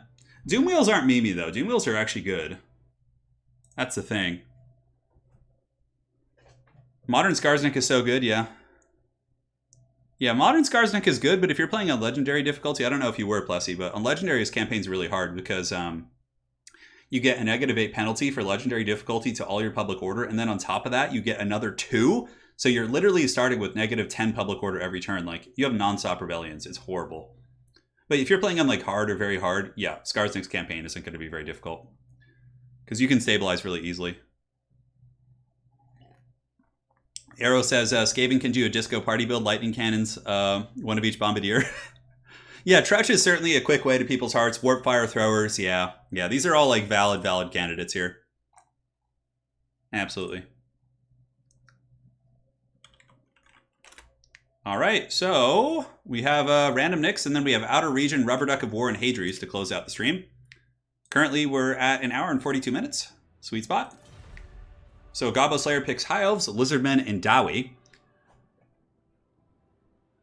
So I just hope Random just ban Lizardmen and pick Greenskins, for sure, would be my 2 cents. Greenskins can struggle against Dowie Gyrocopters, though, but if you play right and bring Azag and a bunch of Goblin Wolf Rider archers, you can counterplay it. Yeah. You can fight back. I know, Misha, I'm sorry. I just get so hyped on the stream. I'm so bad at promoting myself. Misha, please help me. I'm too weak. I'm too weak, etiquette. Hellpit Abominations are good, though. They're not bad. Yeah, they're a decent unit. Oh, man. I just hear the dogs, like, scurrying around the kitchen. We actually have some Skaven living in our backyard. There's, like, this, like, big palm tree and a bunch of rats, like, live in the top of it. Random Nick's going Skaven. Oof. Okay, so, wait, Random has to ban someone.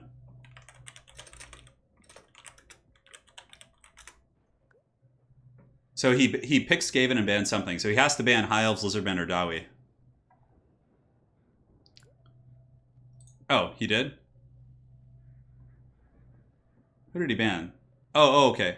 Oh, missed it. Okay, so he banned High Elves. So this is kind of tough for Gobbo Slayer. He's forced into Lizardmen. Lizardmen probably have a better matchup. Dwarves versus Skaven is brutal. I mean, if Gobbo Slayer wants to try and win that, that's on him, but it's a really hard matchup.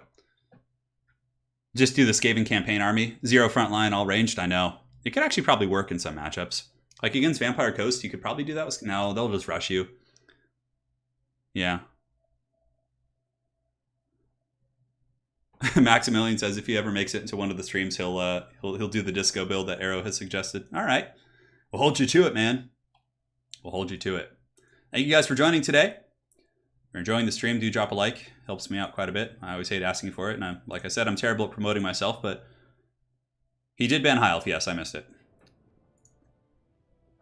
Good luck, have fun. So it's going to be Dwarves versus Skaven. Wow. And Random Nix is a really good player too, as is Gobbo Slayer. So if Random plays like traditional competitive Skaven here, he should be in good shape. Although Random likes the meme, so I think we're going to see something haggard like Tretch. I don't know. We'll see. Triple Flame Cannon's actually got a buff.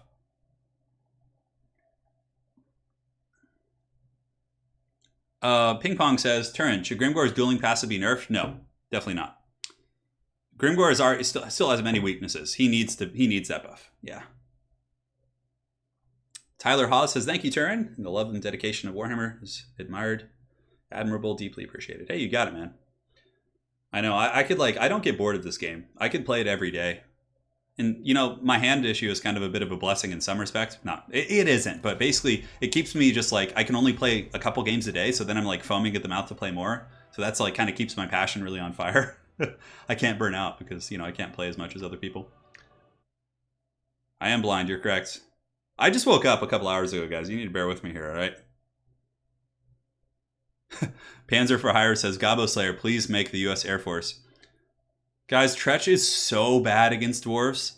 He has like terrible AP values. He's just like squishy. Gabo Slayer asking if he can play Clan Angren, but it's up to random.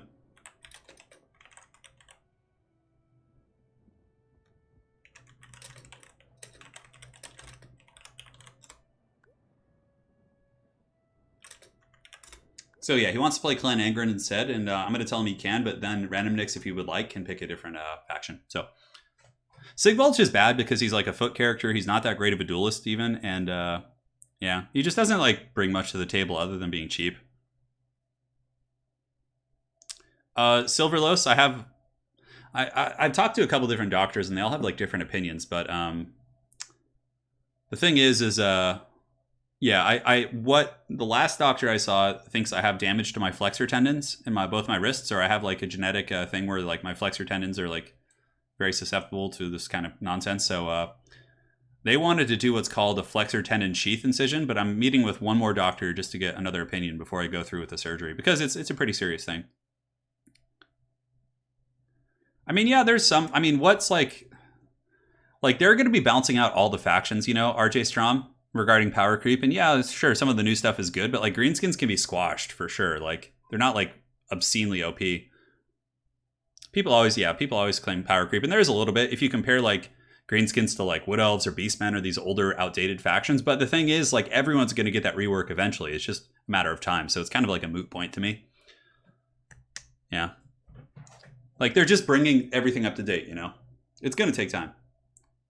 What's the difference between Clan Angren and regular dwarves? So Potato, to answer your question, aesthetics, and Clan Angren has the ability to recruit some of the ancestor characters. So they can actually, in multiplayer, bring the ghostly heroes, which gives them a bit of a niche. Okay, cool, they're fine. So Random Nick says, I'm like 80% sure you will win, and I'm not even joking. Because Random probably isn't going to go for Cutthroat Skaven. It sounds like he's going for like a meme-ish build. So, we'll see. Random is memeing a bit. Professor Pone says, I play a doctor on TV. Yeah, me too, Crimea. Yeah.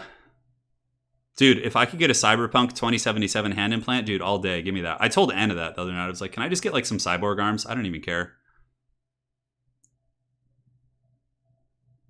Yeah. It's hard. It's really hard to balance. Like when you have a game with this many factions, balancing is incredibly difficult. Yeah, but everything gets brought to heel, you know? Like Vampire Ghost was super OP. They're still like a competitive faction, but can be, you know, have some very blatant counters, like, you know. Yeah, so it is what it is. It is what it is. So players are still picking their armies. Looks like Random Nix and Gabo Slayer just getting ready to jam.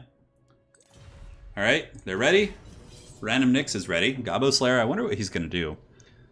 I wonder if he'll go for the ghosts. If basically to wreck the ghost characters with Skaven, you have a ton of magic damage, but you can use the Liber Bubonicus with Lord Skrulk. It's really, really good there. So we'll see.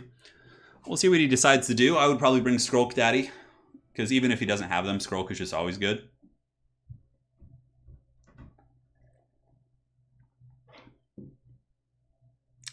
Cyborg arms with built-in massage function. No wife is going to complain about that. Yeah. Balancing is really difficult, guys, for sure. With this many factions, it's like I'm impressed that there is decent balance in this game with freaking 15 factions to choose from with so many units. It's like, it's crazy. That's what's so magical about Warhammer. It's like even with all these factions, you can still get a relatively balanced metagame. Yeah, there's a couple things that stand out and are way stronger, but like, yeah, it's really impressive. Anyways, lads, here we are. Schwarzhofen. Going to be Skaven versus Clan Angren. Random Nix, of course, loves his memes. So we'll see what he brings to bear. Yeah, Tolis, I know. That's the thing. Like, even with... So I pay... Let's see. We got a donation from Lord Inquisitor Ignis. You want the Omnissiah's most holy... You want the Omnissiah's most holy upgrade? Dude, yes. Give me those robo arms. Hey, thank you, Lord Inquisitor. That's really generous. But long story short, yeah, like I have to pay like $400 a month for insurance, and then on top of that, if I want to get my wrist surgery, it's like over $3,000. It's freaking absurd. Yeah. So that's like, it's a big financial decision too, which may or may not even fix my problem. That's why I'm like so hesitant to even try it. See, if I was in like a European country or maybe certain ones, you know, I would just be like, oh yeah, it's not going to cost much. Let's go for it. Let's give it a try, whatever. But here, it's not only is it like a physical risk, but it's also a huge financial risk. It's so dumb. Anyways, I don't want to get into a rant about our crappy healthcare system. All right, so for the Skaven, we got Skaven slaves in the front line. Second line is going to be clan rats. And you know, this build isn't that memey. He's got triple Doom Flare, which is really good against the dwarves, and he also does have 2 groups of Poison Wind Globadiers. Wait, Globadiers? I thought those were mortars. I was like, oh yeah, those are going to be mortars. He's going to be fine. What the hell? He's got Poison Wind Globadiers, who of course are no longer anti-large, but now they have the Poison Wind effect in melee. Whoa. I have not seen those units in ages. And now for his leadership kit, he's got a Plague Priest with some summons, I would imagine. Looks like summons and the Petulant Rebirth. And it's going to be Tretch Craventail, baby! Oh, yeah.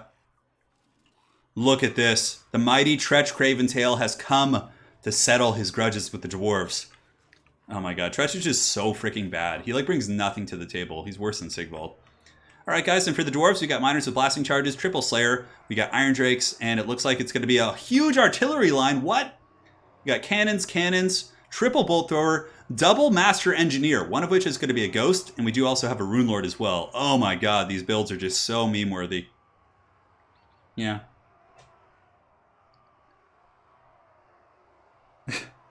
Yeah, our healthcare system's terrible. Oh my god. But anyways, on a more positive note, we got Tretch up in the toe. Tretch versus, look at this, the double Master Engineer buffing all these artillery. Oh my god, the Skaven are going to get pounded on the approach. My concern is the Doom Flares, but I guess if the cannons and bolt throwers can bring them down. Yeah. Tretch Craventail play of the game. It's the ultimate Haggard build. It is, guys. It is. It's happening here. You saw it live. 100 years, not 100 years, 50 years from now when you're talking to your grandchildren, you can tell that you were here for this game. Time to see which one of us wants to lose harder. I don't know. I don't know which build's more of a meme, to be honest. Pretty equal. I mean, this one does have triple Doom Flare, which is really punishing against the Dawi. I know. I was not expecting the memes to come out, but we'll see. It depends on who's playing, you know? I like to show some decent builds before I meme, you know? But, to each their own. Random Mix is making Skaven great again. So he's got triple flares. Oh, wait, look on the flanks here. We also have the Vixtrin's Death Squad. So we do have a couple Death Runners on both flanks. Death Runners, so Flares and Death Runners are both super good against dwarves. I would say the Skaven army is probably a little bit more competitive based on what I see, but, you know, we'll see what the bolt throwers and cannons can do. So he hasn't used his buffs yet. Doesn't look like the Master Engineers have done their... Oh, they don't even have ballistics. Okay, yeah, Dramar Hammerfist does have it. So you got to go after the Doom Flares. You got to bring down the Doom Flares, 100%. The cannons are shooting now as well, going after the Flares. Some of them are making contact, but Flares have really small hitboxes. They're actually quite hard to snipe. Yeah, I'm a little bit concerned for this Dwarven army. I think it's going to get crumpled. When the Flares or the Death Runners get on the flanks with the Flares, it's going to be really, really nasty. Alright, so bolt throwers are still shooting. The Rune of Wrath and Ruin used. Oh, so the Doom Flare is slowed, but I'm really concerned for the Dwarven artillery. It hasn't seemed to have done too much damage so far. Bolt throwers are staying on the Doom Flares. Cannons have switched onto the Poison Wing Globadiers. And now the ballistics calibration is active, so the accuracy and the reload skill will be vastly improved. Here come the Iron Drakes. Are they going to be able to spot those Death Runners in the front? I'm not so sure, but yeah, this looks really grim for the dwarves, I think. Like, the artillery just is not doing it. And yeah, the Iron Drakes roasting Skaven slaves is cute and all, but it's not going to do a lot. And, like, these Globadiers actually aren't bad. Oh, but the Flares got wrecked, finally! The cannons took him out in the back. All right, so that's something for the dwarves. Yeah, it looks like those Doom Flares are pretty much broken off. But now comes the massive influx of Skaven pressure. You can see here in the center, like, the Skaven have a huge gap to just run right into the artillery, which is kind of scary. And the blasting charges? No blasting charges, just regular miners, slayers on the flanks. Cannons are still shooting, but now they're going to have to try and switch and shoot at the Dwarf-thing Menace here in the back. Skaven summons are going down. I just don't think the dwarves are going to be able to defend everything. There's no way. Look at the Globadiers, too. The Poison Wing Globadiers throwing in there, applying some poison to the Slayers. Certainly quite strong. Death Runners on top of the Slayers. with their bonus versus infantry, we'll be able to distract them pretty bad. And yeah, you can see there's Plague Monks being summoned in here. Pretty much all the artillery pieces are going to get shut down here. And I don't know. I just don't see the dwarves winning this. But nonetheless, it was quite glorious. But yeah, the Skaven just were very, very wide. But I don't know. Maybe I could be proven wrong. A really nice fiery ring of Thori right there. Actually able to go down to the Vixtrin's Death Squad. But now, you know, Vixtrins plus the Dwarf Thing Menace or Dwarf Doom Flares here. Oh man, look at the fiery ring spam from the Engineers. Actually doing some really nice damage. But yeah, the Miners are going to get wrecked here. And then the Vixtrin's Death Squad will have a freebie into the back line, which is going to be scary. Yeah, Death Runners here are wearing down those Slayers. Slayers are very expensive, and losing them in that trade against, you know, Skaven slaves is not great. Dwarf Thing Menace is being forced back, though. 3 models here. 3 models here as well. Currently, Balance of Power is Skaven favored. As the Bolt Throwers are now being forced into the Shadow Realm. Yeah, you can see the whole front line is compromised. Iron Drakes are down. Death Runners are seeping into the lines, and the Cannons are going down as well. And Tretch Craventail, you know, the man, the myth, the legend himself, is getting in there with his pitchfork and his rake and hyping up his nearby Skaven, not really doing much else. A little bit of friendly fire poison damage coming in from the Globadiers, but if you look around the back, you can see the Doom Flayers are just chasing everything down. You got Clan Rats coming from all angles. Death Runners are in super optimal engagements as well. Granted, it looks like some of the Poison Wind Mortar effects are just wrecking their own Skaven. Like, yeah, like all the Skaven slaves here are getting wrecked by that. It is an engineer item, so the Dwarf Master Engineers have an item called the Fiery Ring of Thori, which is kind of like a Scab Scraith or like a Wind Spell. It's pretty good, actually. You just don't see Master Engineers often. So Poison Wind Mortar Crews throwing in, crumping these guys, and yeah, that's going to be army losses for Dwarf soon. The only thing that will stay fighting is going to be Dramar Hammerfist. Just way too much to protect. This is the boy who looked into the sun and memed too hard. Random Nix thought he memed. No. Hold my Bugman's brew. Says the Gabo.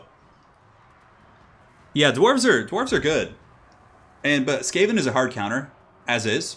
And Random Nix brought a bunch of like good units. He brought Death Runners and Flayers, so like, and there was almost nothing good on the Dwarven roster. It was just all bad stuff, you know. Except the Slayers, of course, were kind of useful, but GG. Oh no, my lord, says Gabo Slayer. Yeah, so now it's Dramar Hammerfist versus the Skaven hordes. Plague Priest actually does magic damage. Yeah, that's pretty clutch. That's going to be able to take down Dramar pretty quick, especially with the mighty Tretch Craventail shanking him in the back. Yeah. Do Death Runners have any unoptimal engagements against Dwarves? So Lich 109, if you want to deal with Death Runners, if you're playing Dwarves, a couple good ways to do it is using the blasting charges with Miners. That's pretty good, and obviously Death Runners are super weak to any missile focus. Gyrocopter Steam Cannons are pretty good against them at pushing them down. You know what I'm surprised we didn't see from the Gabo Man was the new Gyrocopter. They actually have a new suppression mechanic. Yeah.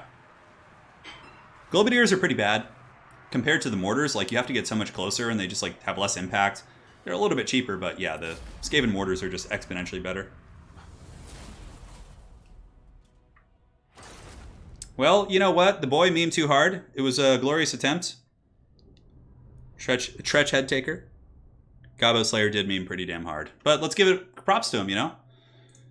His memes have kept me on the throne. Alright. With 2 N's, I think? I always get his name wrong. Maple Killer, thank you so much for the 50 SEK. A mighty gift. May you use it to change the wrist surgery situation. Well, thank you, man. That could be some time. I'm not sure when, but I do appreciate the sentiment. And really, again, appreciate the donation. All right, cool. I got some headphones in. Tretch Head Taker. He did it. That build was just such a meme. Oh my god. So next up, we have Outer Region.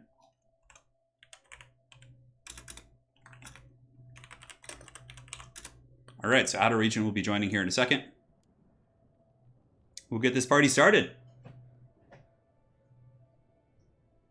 Maximilian says that was so beautiful he's going to cry.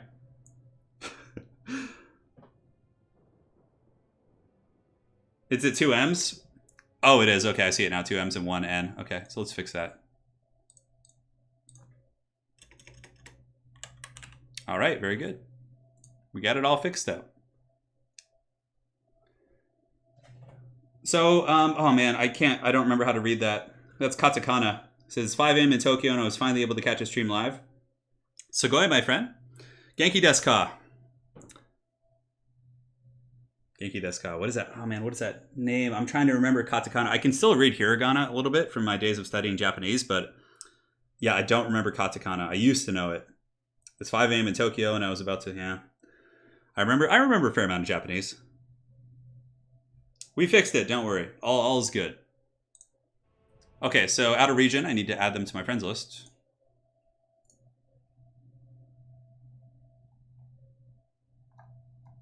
Ooh, man, I have a lot of missed messages. Goodness gracious. I just saw this. I'm like, oh my god. It's probably for screen blockers from my previous tournament. All right, cool. Very good. So now I should be able to find out a region. Cool. I think we're all set. Yeah, Genki desu means how's it going? You see, the thing is, I don't like anime, but at my high school it was either Spanish or Japanese, and I was like terrible at Spanish for some reason. I just couldn't like wrap my mind around it, which is strange because it's so much probably easier than Japanese, but I can speak some Japanese, okay? It's Balada Thomas? Okay. Arigato, yes.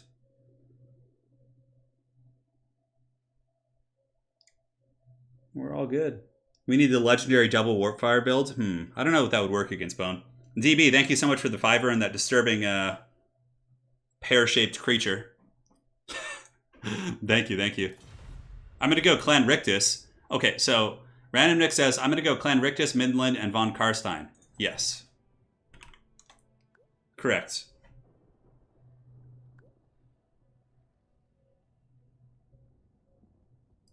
So, Mr. Dagon says he loves something. Oh, Chin Chin? Are you talking about Filthy Frank? Oh, man. Joe, on it. Hey, man. Coming to check by into your stream. I'm not big into Warhammer, but maybe thought that will change. Have a great stream, though. Hey, Joe, thank you, man. Did you come in with Magic or Bannerlord, perhaps? I know. I don't know. I just sucked at Spanish. Like, I struggled with it. Okay, so he's going Beastmen, banning the Empire. So Random Nix is going Clan Angrand. Oh, he's going Von Karstein. You know, that's actually rough for Outer Region. The Vampire counts, if played correctly, I think are a really, really good counter against Beastmen. Like, I feel so confident in that matchup. You go double Banshee, Blood Knights. Like, you can bring Krell. You can kill, like, everything. It's brutal. Yeah. Is there any free Total War games? I don't know. I don't think so. Maybe. Oh, Shogun 2 was free a while back, but I don't think it is anymore. Turin, should I play Grom on Mortal Empires or Vortex? He's that guy. I would recommend doing Vortex. I think the final objective is way more fun. So I would recommend doing Vortex for Grom. We're going to get Vlad. Random Nix is here to please. Yeah. I do want to learn... someday I'll probably take the deep dive and have Lady Turin teach me some Polish. But it's like I don't want to get deep into studying languages because the way I learned Japanese before when I was studying is I would do a lot of writing, like write it down, and like writing helped me memorize it. But I can't really write very well now. It kind of hurts my hands. So like it'd be hard for me to study.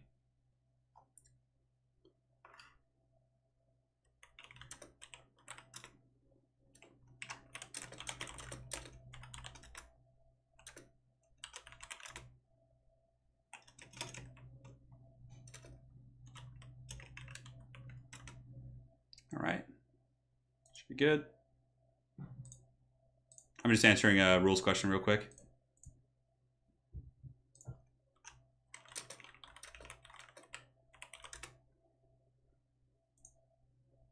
Cool. All right. Everything looks good. Red Alert. Oh, man. Red Alert was such a good game back in the day. Those were the days of old. Red Alert 2, Command and Conquer. I remember the Hell March soundtrack. That was so good. Turin in Lore of Vampires in Sylvania has Levy, Infantry, and Crossbowmen. Well, they do in campaign as well. Yeah. Pickled Buddha! Thank you so much for the 2.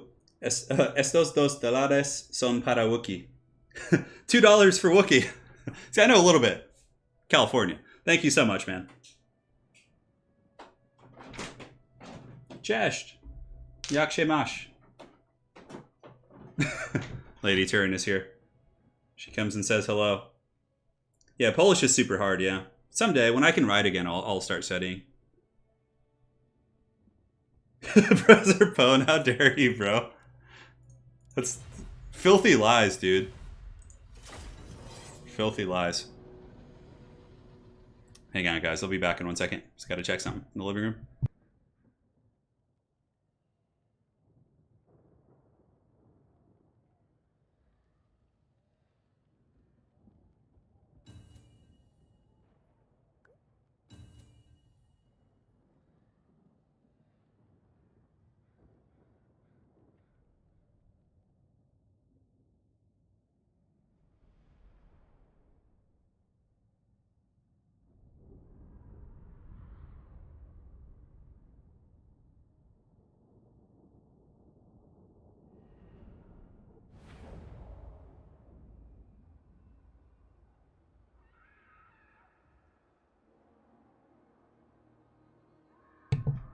All right, guys, back in business. Yeah, I know a couple Polish phrases. I obviously don't understand the fundamentals of the language, but I know a couple phrases. Like cześć, jak się masz, no, wait, what is it? Cześć, jak się masz, co to robisz, dziękuję. You know, I know like a bunch of basic stuff, but co to robisz, that was what it was. Co to robisz. Of course, I know some bad words, which is a staple. Just making sure I have no screen blocker up. All right. So for the forces here, the Beastmen. So let me see here. Okay, so yeah, one too many characters here in this army, but that's okay. We're just playing for fun. Doesn't really matter. Because you can have 5 single entities, so you can have a giant Cygor, a Gorbel, and then like a character, but you can't have... He has 6 right now. So he has Morker, Gorbel, Giant. Yeah, he has 6 in total. But anyways, it doesn't matter. It's just for fun. We'll let him know after the game, though. So Ungor Spearman Herds. He does also have Morker, the Shadow Gave. Gorbel, a Bray Shaman of the Wilds. And the Bray Shaman is probably going to be summoning Cygors. Double Giant Cygor. Butchers of Kalkengard in the back. No, Korok's Manripper, sorry. And a Razor Gore Chariot. All right. We got a donation coming in from Matthew Giannotti. So I donate for Vlad and Oath Fulfilled. Just finished reading the End Times lore, and Vlad is the real hero. Yeah, Vlad's badass for sure. Now for the Von Karsteins. We got Zombies into the Sunset, Skeletons into the Sunset, Graveguard at the back, it looks like. Yeah, a couple Graveguard, Mortis Engine, Blood Knights. So yeah, Blood Knights are going to be doing all the heavy lifting. And it's going to be Vlad von Karstein leading his people. Oh, man. Hey, Brandon Carlson. I feel like you need this after watching you get jumped by the Phoenix Force in your Grom campaign. Dude, I literally fought a battle against Turin, and he had like 8 Flamespire Phoenixes. And I had something in my army that gave like fire damage to all my archers, so I just couldn't kill them. And I just got banished off Ulthuan. Yeah. Yeah. Oh, it's all good. Yeah, I think he mentioned it.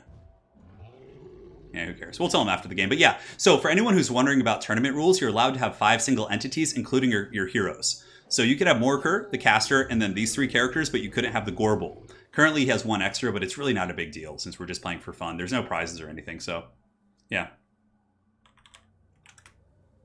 All right. So here we go. The Von Karstein Unholy Legion. As long as he has a couple Skeleton Spears in here, he really needs a couple Banshees as well. Banshees are like the hard counter against these big monsters. Yeah. This guy's got, yeah, the Random Nyx has Chaff supporting Chaff. He literally has zombies and skeletons. The Cygor Boulder's coming in as well. Please, it's an OP. Yeah, I think Outer Region found out. It's all good, Outer Region. Don't stress it, man. We're having memes today. Have some water real quick. Wookie is my dog. His name is Wookie, yeah. So if you guys are new to the channel and I'm mentioning Wookie, it's my disgusting little Nurgle creature we have. Not sure what he's doing with the Fellbats here. You definitely should save the Fellbats, like if you can break one of the big monsters to chase him off. Yeah. Yeah, if you guys are looking for some deep diving lore, I mean, Lore Master of Sotek has balls deep lore videos that are really good. Italian Spartacus has done a ton of great lore videos. There's a bunch of people, but those are my two lads. This is Schwarzhofen, I think. I can't remember. What is that sound? There's like some like chanting sound. You guys hear this?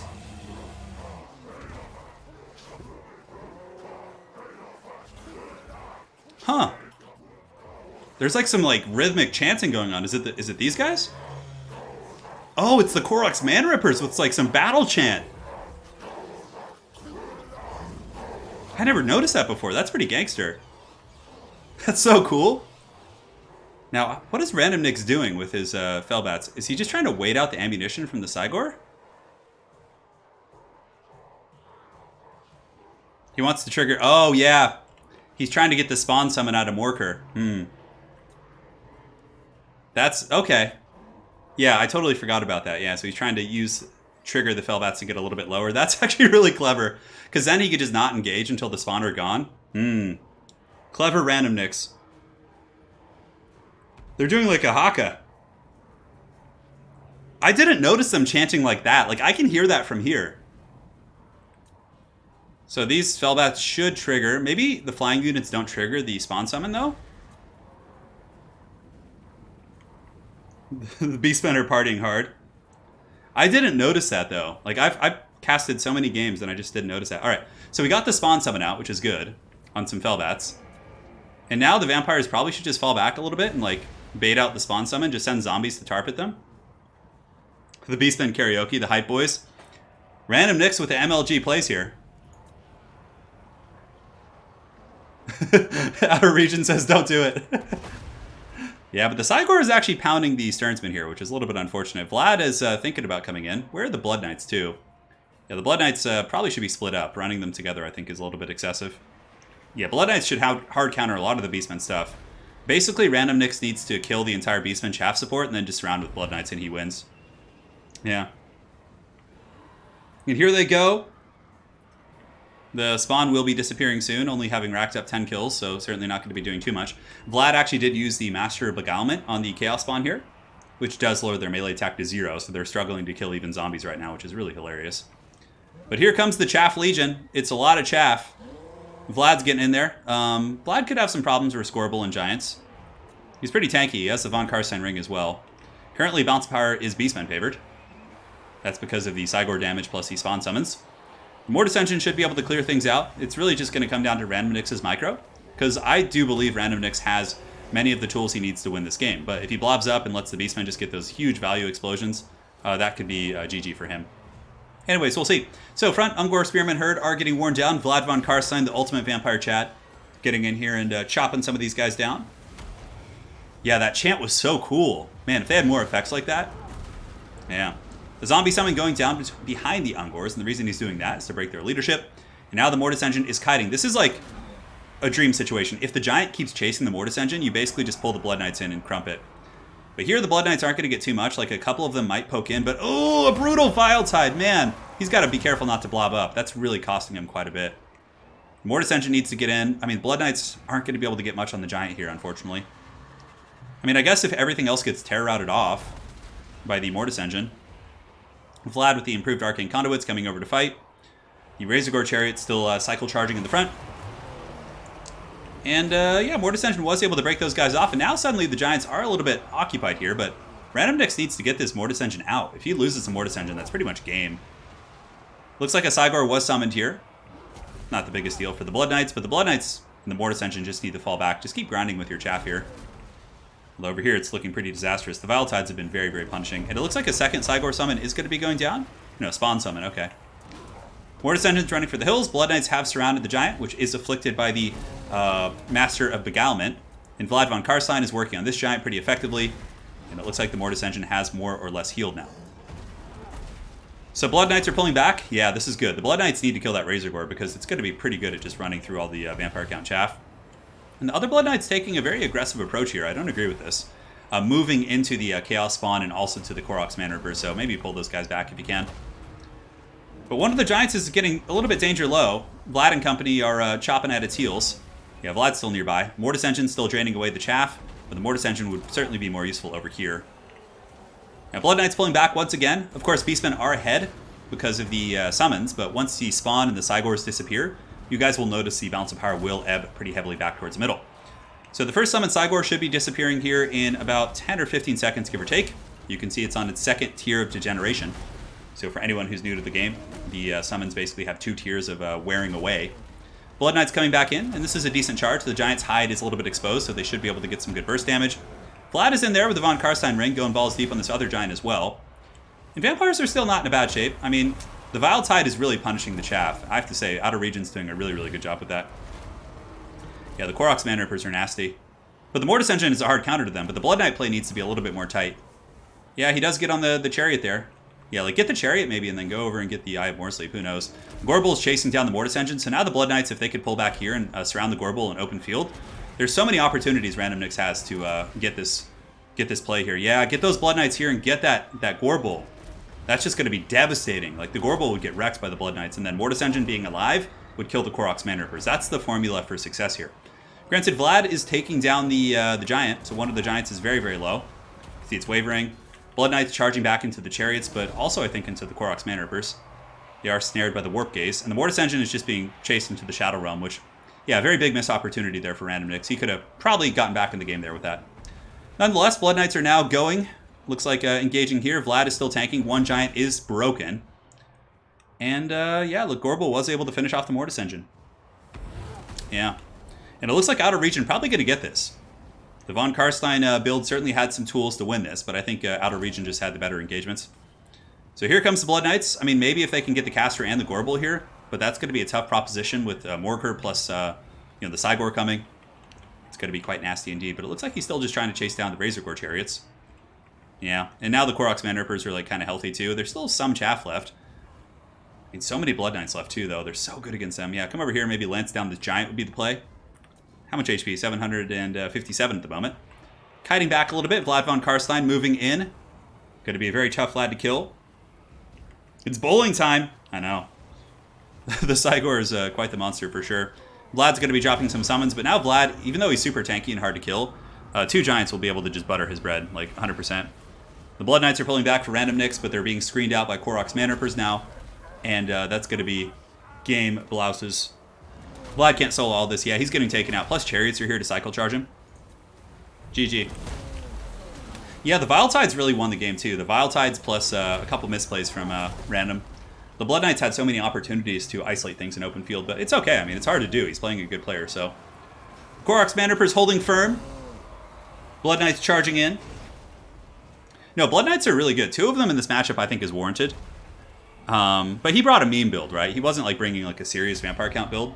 Like, you would almost always see double Banshee Blood Knights with, double Banshee can take down Giants for sure. So, Outer Region, you are here. Outer Region. Yeah, and the Vile Tide, like, punished the chaff play, too. Guys, I'm still the king of the hill! Alright, Rubber Duck of War is next.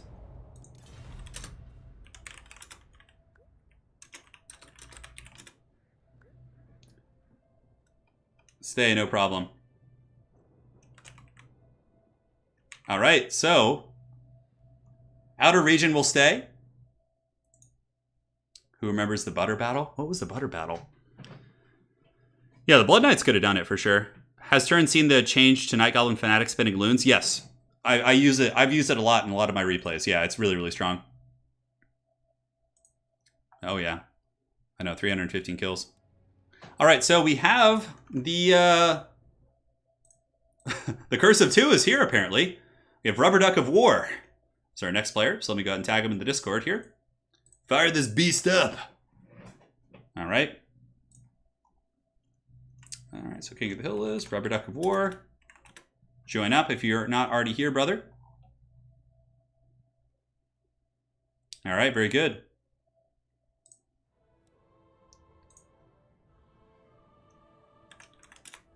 All right, so here we are. So we have a Rubber Duck of War against Outer Region. So region, pick 3. Go, go. We'll change the map. We'll do Prague. Next. And it looks like all is good.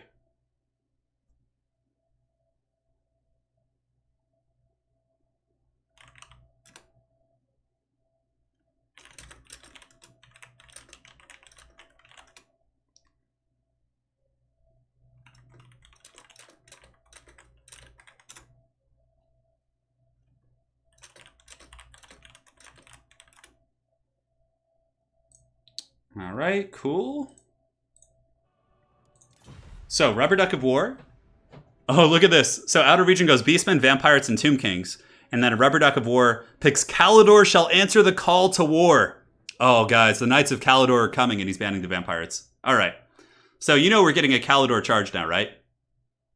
Turin, a classic Dr. Seuss book. It was epic and smooth as butter. Oh, all right. What are you referring to? Labadimir Labad, you really should tune it down next time you play and give your players a chance to win. What are you referring to, bud? I'm not sure. I don't know how I'm still winning. Well, most people haven't been able to win more than 1 or 2 games. Yeah. It's pretty absurd, yeah. That's King of the Hill, though. You know, it's because people tend to meme in King of the Hill, too. Yeah, that'll get you. That'll get you every time. No, please, no. No, no. Not a Kalidor mirror match. Don't do this to me. Okay. Wait, what were his picks? Out of region. Okay, he didn't pick two. Okay, he didn't pick Kalidor. Okay. So he has to go Beastmen or Tomb Kings. So Beastmen, oh man. Fireborn with Imric here.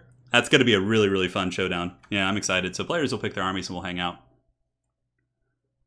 XMT Raptor says, I think I know what Duck is going to bring. You have some insight into his schemes. Would you like to share with us? Yeah. Darth Pendragon cheering for the Duck. Yeah, Rubber Duck of War is great. My 2-win record? Oh, okay, got it. Yeah, I definitely could have had more Labadir, but I just was out of it for that one. Yeah, dark times. To be a part of these events, you just got to hang out in the Discord and be there when I make the call for it. Yeah, that's it.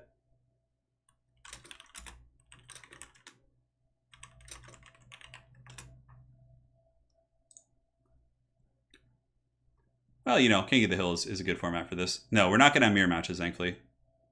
I think we're safe. So, Outer Region is ready. We'll see what he brings this time. I would imagine probably going to see some Razor Gores and some Minotaurs and maybe some Spawn. I think Rubber Duck is going to go full like Elf Rohirrim. And then after this, he has to play Hadries. Ping Pong says, Turin, one more. Thoughts on flying on and off settings? Oh, you're saying like units being able to land? I think it'd be kind of cool if like flying characters could choose to land because it's kind of ridiculous that they're like stuck in the air. Rubber Duck of War is actually a YouTuber. If any of the mods could link to his channel, that'd be great. He's a great guy. Does some good content. Rohan Horn, yeah. I mean, if you're playing Kalidor, you kind of got to go Rohan. You got to go in with like Dragon Princes buffed up by like the Dragon Horn with Imric and like that's the way you do it. You ride out and meet them. You know, I have to say, I really liked Random Nicks using the Von Karsteins, but also using the Fellbats to what's it called? Bait out the spawn summon. That was pretty funny. All right. So here we are. The battle is here. And it's go time. Cool. And now for the forces of Kalidor. Oh, wait. He totally just mind gamed us. Oh, what a troll.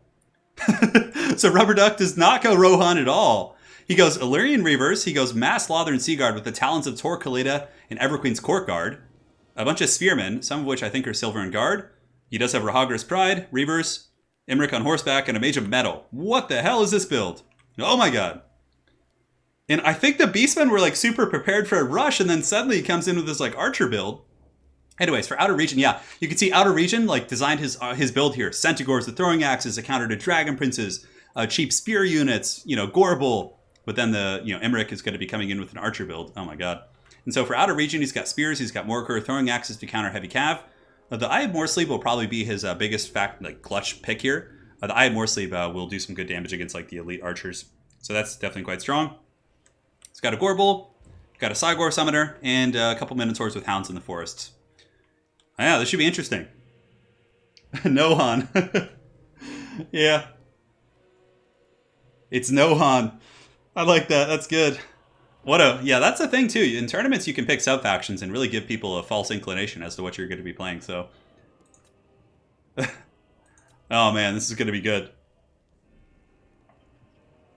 It is a Plague of Rust Daka build. So yeah, use Plague of Rust, take the armor, put them down to 0, nuke them with archers, and or if the Beastmen go with a Minotaur / Spawn Rush, like a big blob rush, you have the final transmutation to really nuke the blobs. So, yeah, could be good. We just got rubber ducked. Hey, Holy Romeo, what's up, man? The beast chanting? No, they own the butchers of Kalkengard, not butchers of Kalkengard. The Koroks Manrippers are the ones that chant. Like there's just grunts and just scary beastman sounds down there if you zoom in really close. Normally, like against beastmen, it's a little bit risky to go like super archer heavy because they can swarm you and rush you. But like if you go Kalidor and trick them into thinking you're rushing and then just come in with archers, good luck. Oh man, the memes are off the chain here. Yeah, there's like one Reaver unit is the only mobile piece for this army. And Silver and Guard in the front with 2 spears in the flank. Silver and Guard are quite good at holding back rushes too. I know, it's going to be rough for the Beastmen, I think. Granted, I don't know. Beastmen still have some teeth. I mean, Spawn Summon, Cygor, they have a pretty good mobile force. And the Centaurs still can, harry the archers. Granted, most of the archers are Lothern Sea Guard, 3 of the 5. Cygor Boulder going after the elite archers here, the Everqueen's Court Guard. Which I think they have a new ability. Let's take a look. Or did I just miss this before? Banner of Avalorn. Look at that. That's pretty good. Constant Winds of Magic. That's really, really good. Might make them a more included pick. But nonetheless, the 2 Cygor summons, because basically in multiplayer now, players always start with 15 Winds of Magic. So with Beastmen, you're pretty much always going to get your summons right away, which is certainly very strong. Cygor Boulders are throwing, dropping some bows here. Here they come, right into the Rahagra's Pride. The Pride is tainted by the mighty Cygor Boulder. So Ungor Spearman going to be surging in, but now the archers, I'm curious what they're going to shoot. Obviously, he doesn't know there's a huge rush here in the trees. Butchers of Kalkengard, Warhounds, Minotaurs with great weapons. That will be a bit of a rude awakening for him in just a moment. So, Reavers have charged in. Imric is hanging out nearby as well. And now we have some flank pressure coming in from the Centaurs with throwing axes. So the Reavers do have a nice defensive formation here. So Reavers shooting them plus the Rahagra's Pride should be able to keep those Centaurs at bay. But now comes the focus fire, going after the Gorbel. His armor has been lowered here by the Plague of Rust, and he should be taking some huge damage for sure, but out of region with some pretty good juking, actually.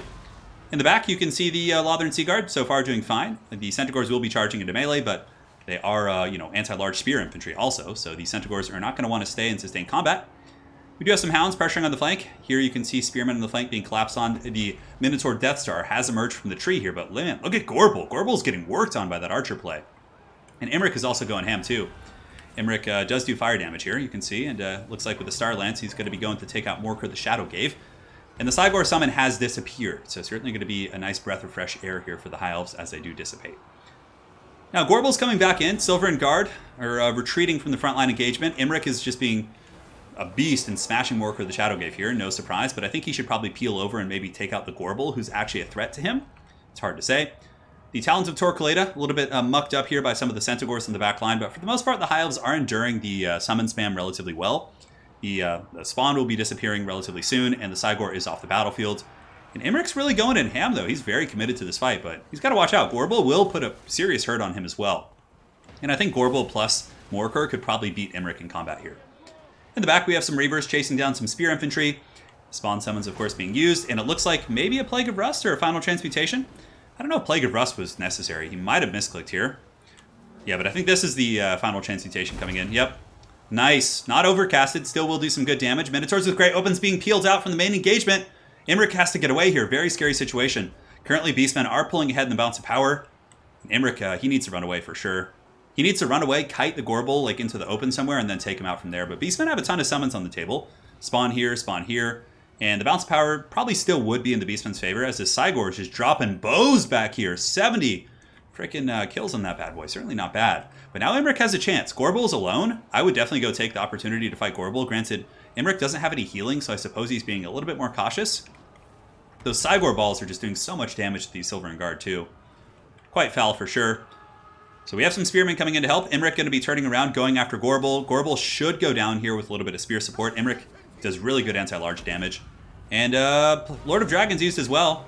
The Gorbel is very, very low, but man, Butchers of Kalkengard coming in as well. Imric's got to be careful. No, he's overextending. The Butchers are going to be doing a bunch of damage. Maybe the Spearmen can turn the tide of this fight, but I don't know. I think Beastmen are just swarming all over the battlefield. Yeah, the Sea Guard did get rear charge. Rahagra's Pride over here peeling pretty well. Might be able to finish off the Centaurs here, perhaps, even with just a couple models. And maybe Emmerich is going to have to MLG it here. Maybe go take out the Bray Shaman, but no. Hiles have like nothing left. I guess he still wasn't able to protect his archers, and the Cygor was able to do some really good damage for sure. So we'll see, guys. I think this one's over for the High Elves. The Rohirrim build, I wonder if it would have been better. I don't know. He had trouble keeping his archer line intact. Good penetration with chariots and summons. It's really, really tough to weather that storm against Beastmen. That's why oftentimes you see Beastmen just get kited by High Elves, but I don't know. Maybe Emmerich can do something. Oh, the dragon horn. I was like, what is that sound?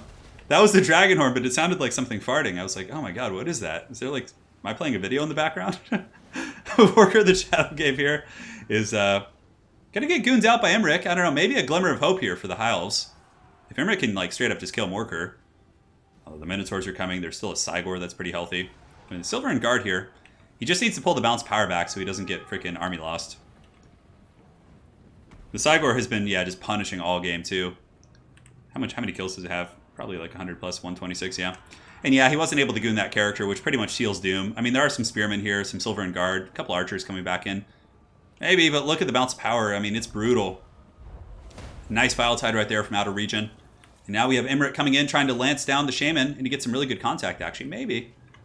But I don't know. I think Army Losses is going to kick in. It's a shame, too, because there are some Silver and Guard here, which will perform very well against Minotaurs, but I think he's going to get Army Loss before he even has the chance. Yeah, Morker's healing, too, which is a pretty big problem. If there's a final transmutation here, maybe. Oh, here it comes! Will this pull the balance of power back? Maybe so. Was it overcasted? It was not, but that's a really good final transmutation. This game is so close to Army Losses, but the Centaurs just feast on the Archers in the back line. Yeah, it's not enough. It was a good play, though, for sure. And I don't know why I used to Plague of Rust here on the Centaurs. That's kind of weird. How did he even have the Winds of Magic for that? Another Vile Tide going down. That's going to be Army Losses. And Outer Region, with a build that looked like it would struggle against that High Elf build, ends up taking the game.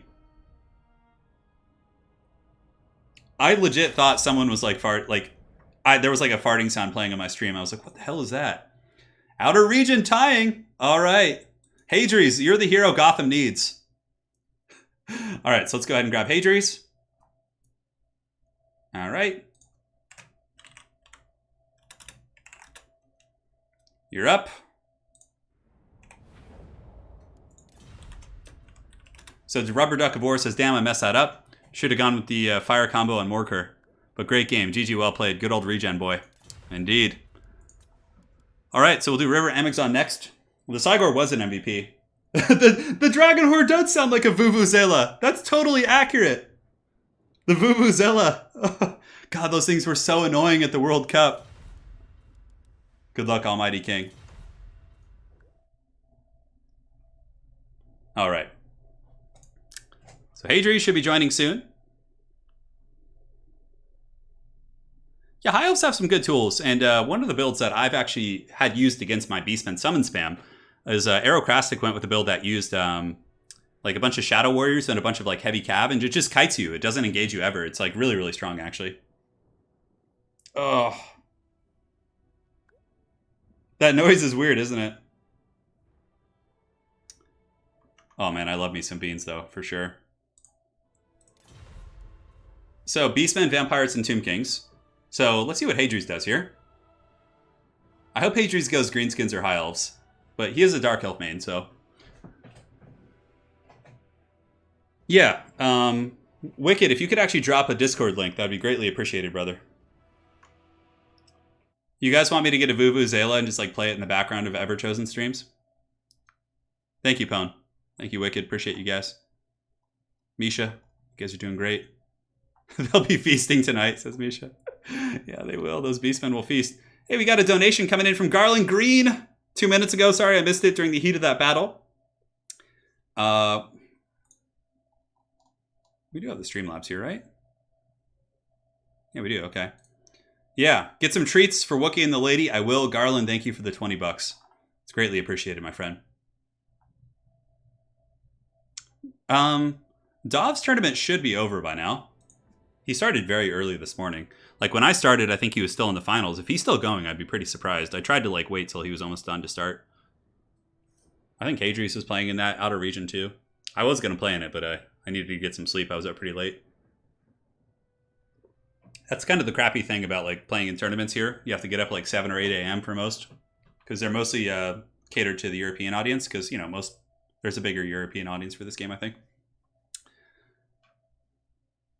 A Vuvuzela. Oh my god.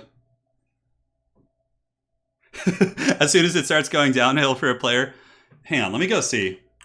I'm going to go to Amazon and see if I can order a Vuvuzela. I'm not actually going to order one probably, but I'm curious. Oh my god, yeah, you can get them for like freaking $8. I should just ride around my neighborhood on like a bicycle and just like blow the Vuvuzela as I pass people. Huh. Okay. Yes, we got greenskins. So I actually have a build against Beastmen with greenskins that's pretty good. After I had I played a game with Dov where my greenskins kind of got crumped by Beastmen summon spam. So then I changed it up, and it's with a rogue idol and a spider, and like it's much better. But yeah, greenskins actually have some good tools against Tomb Kings. Their new lords are really good here. But we'll see. So we got Hadries on greenskins and Outer Region on Tomb Kings. Hey, Rubber Duck, no worries, man. Rubber Duck, I thought you were going to be going with like a crazy like Rohirrim build. Yeah. But against Beastmen, it's hard to rush them. Yeah, with their Cygors and snares and summons. With the I have more sleep. Yeah. Don't bring this blight upon the world. Atlas 5057, right next door to me, like we have a bunch of musicians who live next door and often make a lot of noise. So I'm just going to get a Vuvuzela with a mullet and just like blast it on top of the house as revenge. Mark Runyon, you're in here. Oh, that's you. You played great, dude. Yeah, I know. I've seen you in many streams, brother. You're in here.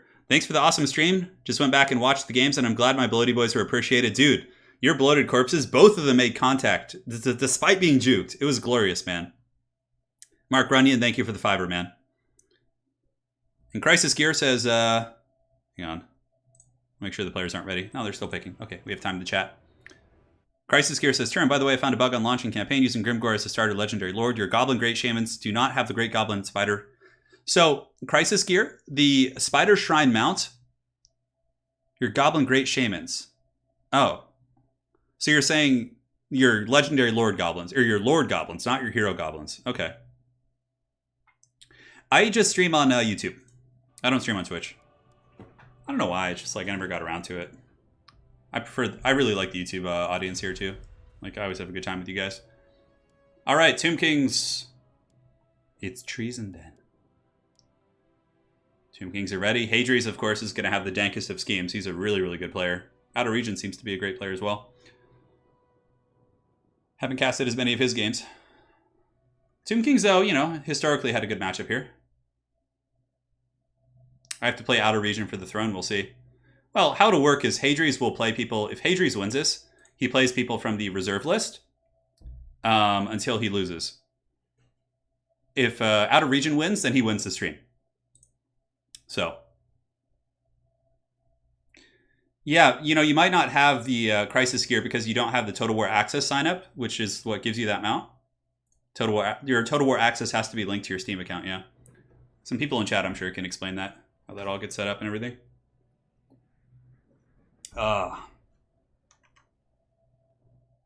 Frostlight, thank you for the tenor.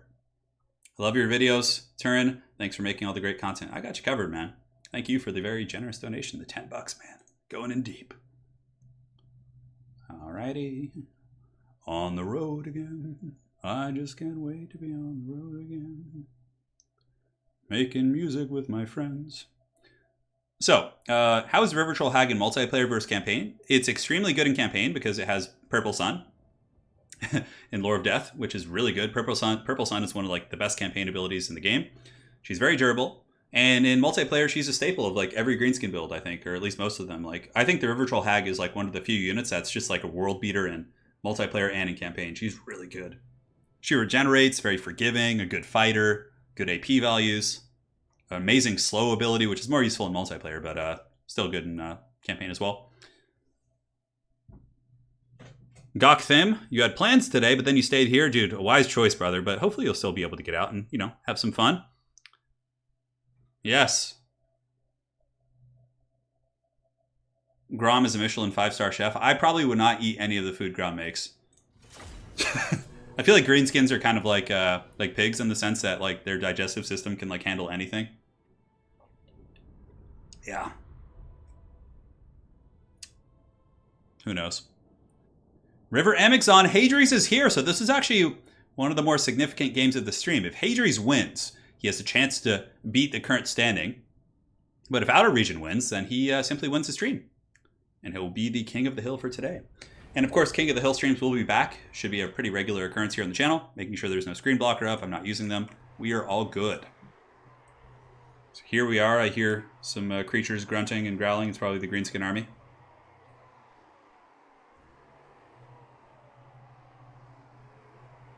Country Roads is such a good song. Yeah. That one always gets me. All right, so let's go ahead and take a look at the Greenskin army. So yeah, this is the staple. River Troll Hag, Spirit Leech, super cost effective, good fighter. And what's really cool about the Hag as well is she has good mass. So you can use the Hag to fight like Tomb Scorpions, Ushopti, and she actually does some decent damage there. River Troll Hag, Goblin Big Boss, we got Skarsnik as well. We got some Fanatics here, so we got Night Goblin Fanatics and Basic Fanatics. Aside from that, we got 4 Orc Biggins, Dirk Squig Hoppers, Broken Tusk Mob. We got some Stone Trolls coming in with the big old stone clubs, and we have some Flappas in the back. Oh man, Hadri's really trying to please.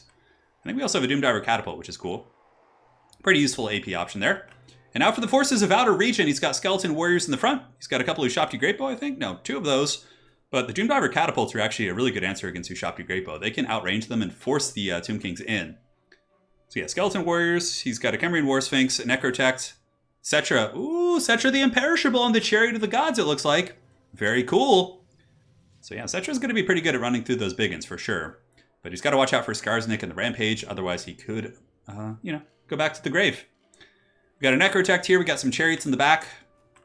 And it looks like a mobile core of Nehekara Horsemen, which have always been really good, because Nehekara Horsemen can outtrade the Greenskin mobility, with the exception of Pig Calf, but they can outmaneuver them too. Cool build by both players. Yeah.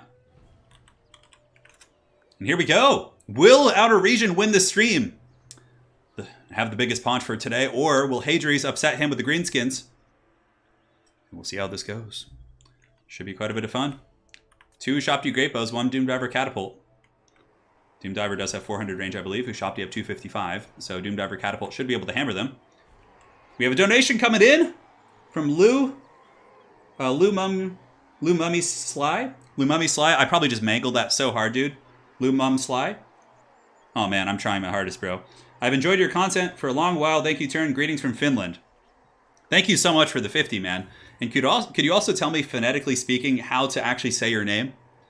Or what it's from, its significance, so I can get it right next time. Thank you so much for the 50, man. That is a very, very generous donation. And now, hopefully, you will enjoy the battle, brother. That is a thick donation indeed. So Doomdiver Catapults are off. I love Doomdivers. They're so cool. I think really cost-effective, too. The Heat-Seeking. And those bad boys going to be shooting downtown, I would imagine going after the Greatbows, which are... Oh, man, look at the damage they did, too. Outer Region's trying to juke with the Greatbows, but yeah, not going to be able to juke that too much. Cetra over here might get some freebies on some of these Orc Biggins. Granted, the Flappas are here. And it looks like the Hag is going to be using her Overcasted Spirit Leech, which gives her extra range. Also very cool because the Hag can regenerate, so she should be able to recover from that damage she did to herself with the Overcast. Yeah. Again, thank you so much, man. And here we go. Squig Hoppers coming in the flank, slamming into Skeleton Warriors, and then countercharged by Skeleton Chariots. But honestly, the Squigs probably will be okay there. Well, taking a surprising amount of damage from those Chariots. I'm really actually did not expect that. In the meantime, we have Biggins engaging in the front line, or AP Loonies. Oh, and the Fanatics are coming! And look at the little goblins run. Oh no, they're being taken out by their own balls! Oh, that was not good. The AP Loonies, I mean, I guess it was a trade, but that's the thing about Fanatics. You have to be careful. They can really backfire on you here. So here we have a Goblin Big Boss going after Kemrian War Sphinx with the Pump Wagons as well. We got the Broken Tusk Mob surging into the front line. Hadries and really looking to overwhelm this flank here and kind of conceding some of his tools back here. His Flappas and his Goblin Big Boss being wrecked horribly by Cetra. And yeah, that's a bit of a rough situation actually. In the meantime, Doomdiver Catapult still shooting, but the Ushopti are shooting it down, and it seems like Outer Region is in a more or less good position here, as he's been able to take out the Flappas, the Doomdiver Catapults on Death's Bed, and really has dominated the center mass of this engagement here. However, on this side, Hadries has done pretty well for himself. Been able to get the Chariot down, took out a couple groups of Tomb Guard and Skeleton Warriors, But yeah, I still think this is looking a little bit better here, maybe for the Tomb Kings. Skarsnik, though, with Rampage, could certainly do some huge work. If he's able to Rampage Tetra on the Chariot, that could be pretty disastrous. And now the Wa is active, so this is the chance for the Greenskins to come back. And the Broken Tusk Mob is here, so there's anti-large mass kind of pinned in here. And it looks like, where are they going? Are they going to go into the Tomb Guard here? Maybe so. Fanatics over here are still crumping down the Skeleton Warriors, and this is actually pretty good in the back. Chariots are being taken out, and the Skeleton Warriors and the Stone Trolls are beelining, actually. Stone Trolls with missile resist going to be more durable than usual against Ushabti Great Bows, but they're trying their best to get back there. I think Hadri's really needs to get his Broken Tusk Mob. Obviously, it's easy for me to say as I'm watching this. And get his Broken Tusk Mob and come over here and really try and shut down. Oh, but a nice Ushabti summon from Outer Region. That's really clutch. Might be able to break the Trolls. That plus Cetra, I think the Stone Trolls will get broken, but they're still doing some really good damage. And here you can see Cetra the Imperishable. A little bit low. Honestly, if Skarsnik were to Rampage Cetra right now, I think that would be huge. So he's been mithered, so he's slowed.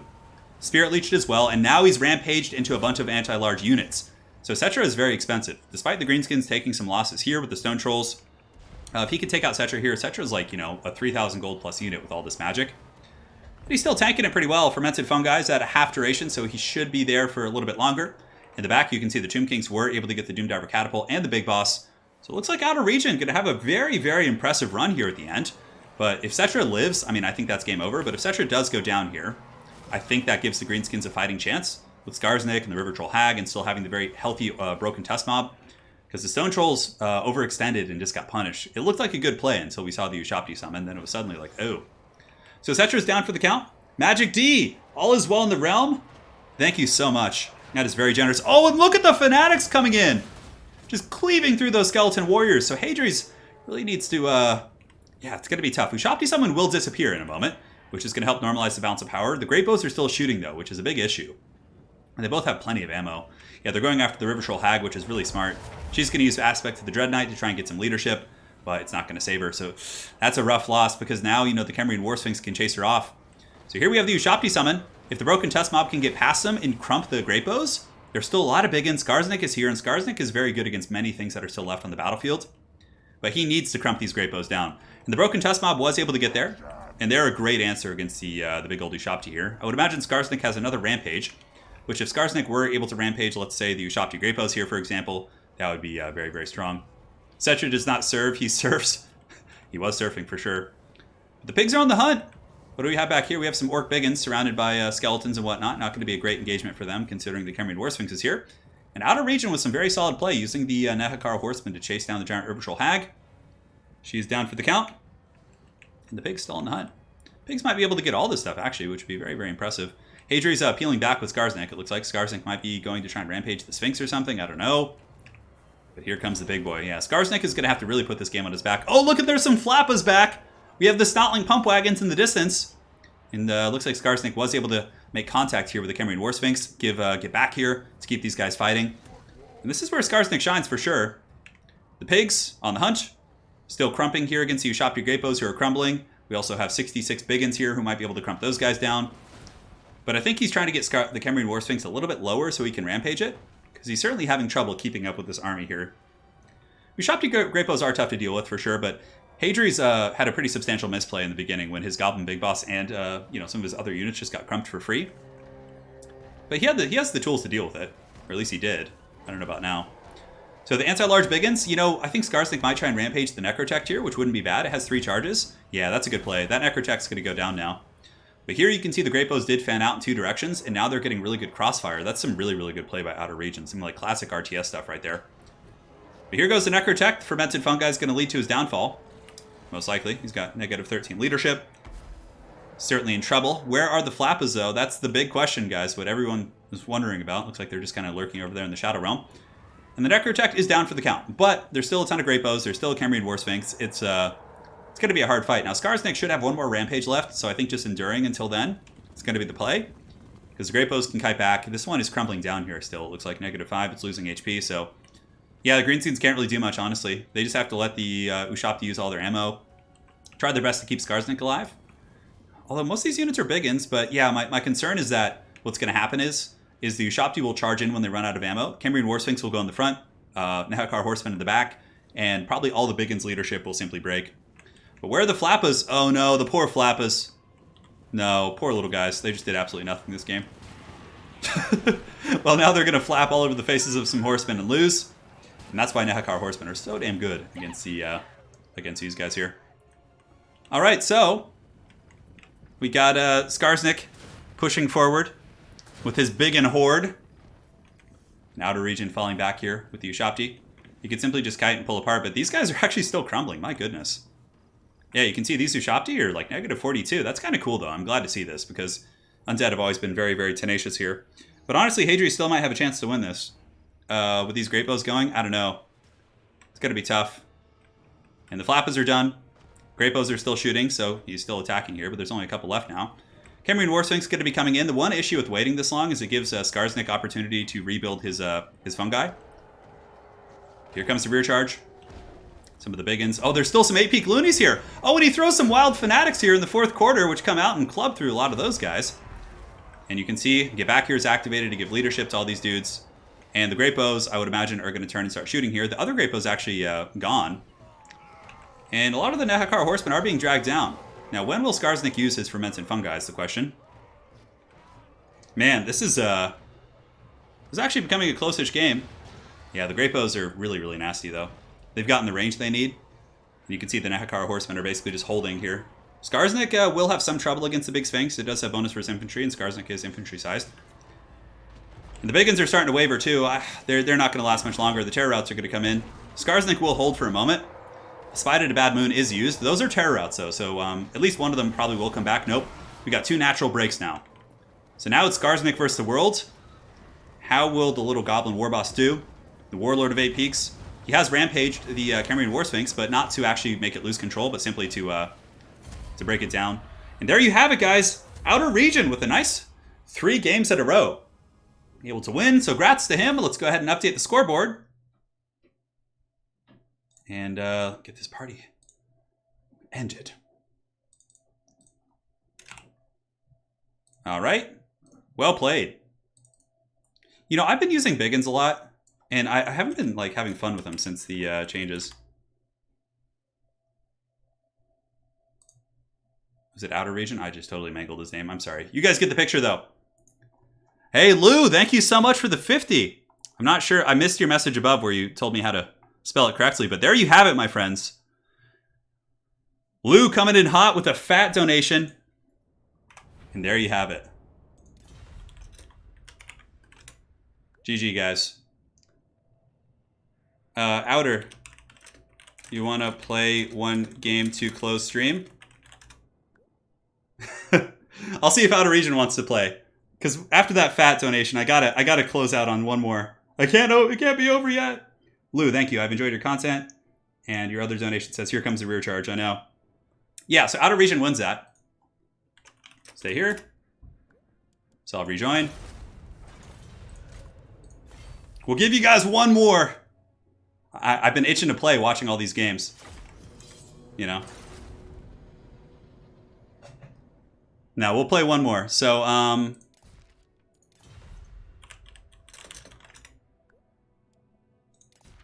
and he can pick anyone he wants.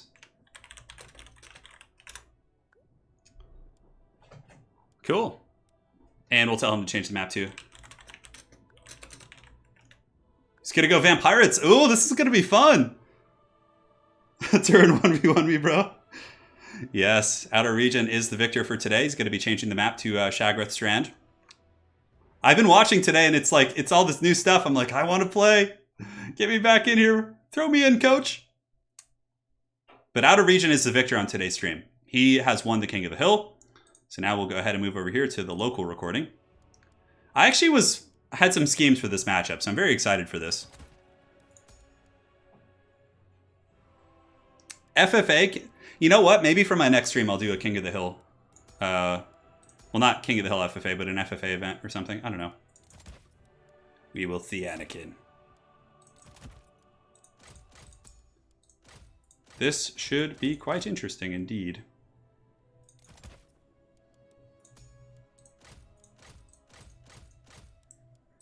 All right, looking good. I don't think we need that.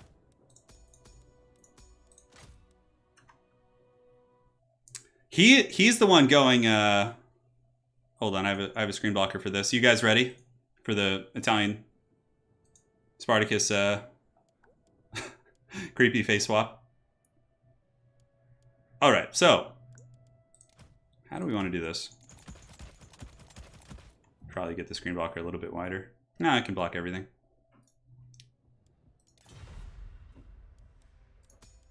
Shagworth Strand.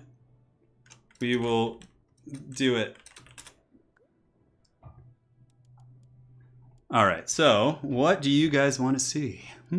The plot thickens. That looks good to me. Get you guys and you guys. And then we can get a bunch of lads getting up there. It's like I have so much money with this army. I'm just like, oh, I want it all. Looks all right. I still have so much gold. What do I do with it? Or the cursed image, an auto-gen tournament. I know there's so many fun things we need to do.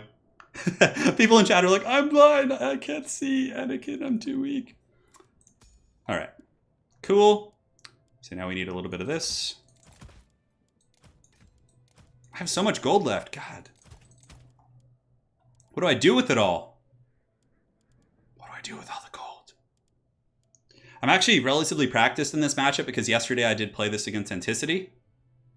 I think was it yesterday or was it 2 days ago? I don't remember. Yeah, we'll see. The possessed screen blocker. The one that is just destined to ruin all the streams. Yeah, I think we're okay. That looks good to me. Oh, we probably need more of a front line. That's pretty pathetic looking. Yeah, we'll get some of those big boys. That'll be fun. All right. Almost ready. And we're so close to affording everything we want. Give it to us. Give us the precious. The biggin. The biggin isn't probably not great here, guys. All right, that looks good.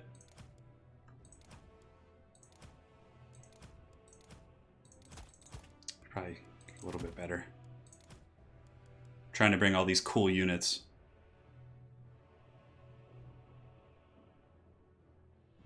Who's the handsome man on the left? That's a disturbing hybrid of me and Italian Spartacus. Lou, thank you again for another one. Still better than Netflix? Well, dude, this is definitely a very appreciated subscription you got here. Thank you, man, for the 20. Oh, God, I can't go full meme. I don't know. There's some things here that just aren't good. Like, trolls are terrible against Vampire Coast, in my opinion. I don't know how he plays Vampire Coast, so I guess we'll find out here. Should probably bring, one unit with stopping power instead of just a bunch of haggard units. I always hate this when I get stuck with, I'll just tell him I'm ready, so if he starts, then I'll be good. Want some shielded dudes. All right, so we got you. So you can use deck droppers. You know what? We gotta have some fun here. Do this. I'm bringing one pump wagon just for you guys, even though I don't think it's a good pick. We'll spend the chevrons on some of the lads. Oh man, they use it on the little goblins. All right. That looks good to me. I am streaming. Sipan, you've missed the entire stream. This is the end. This is just the game we're playing for fun here at the very end. Tyrannicus? Yeah, the VOD is pretty good. I won't spoil it for you, so I would leave now before it's too late. Well, don't leave now. Watch this, and then I'll try not to mention who won the King of the Hill, although I kind of have to at the end to close things out. But you'll still get to see a lot of good games, so. All right, screen blocker's gone. I brought one pump wagon for you guys.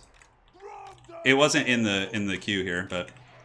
So front line's got to be Fanatics mostly, with, Fanatics, regular Goblins.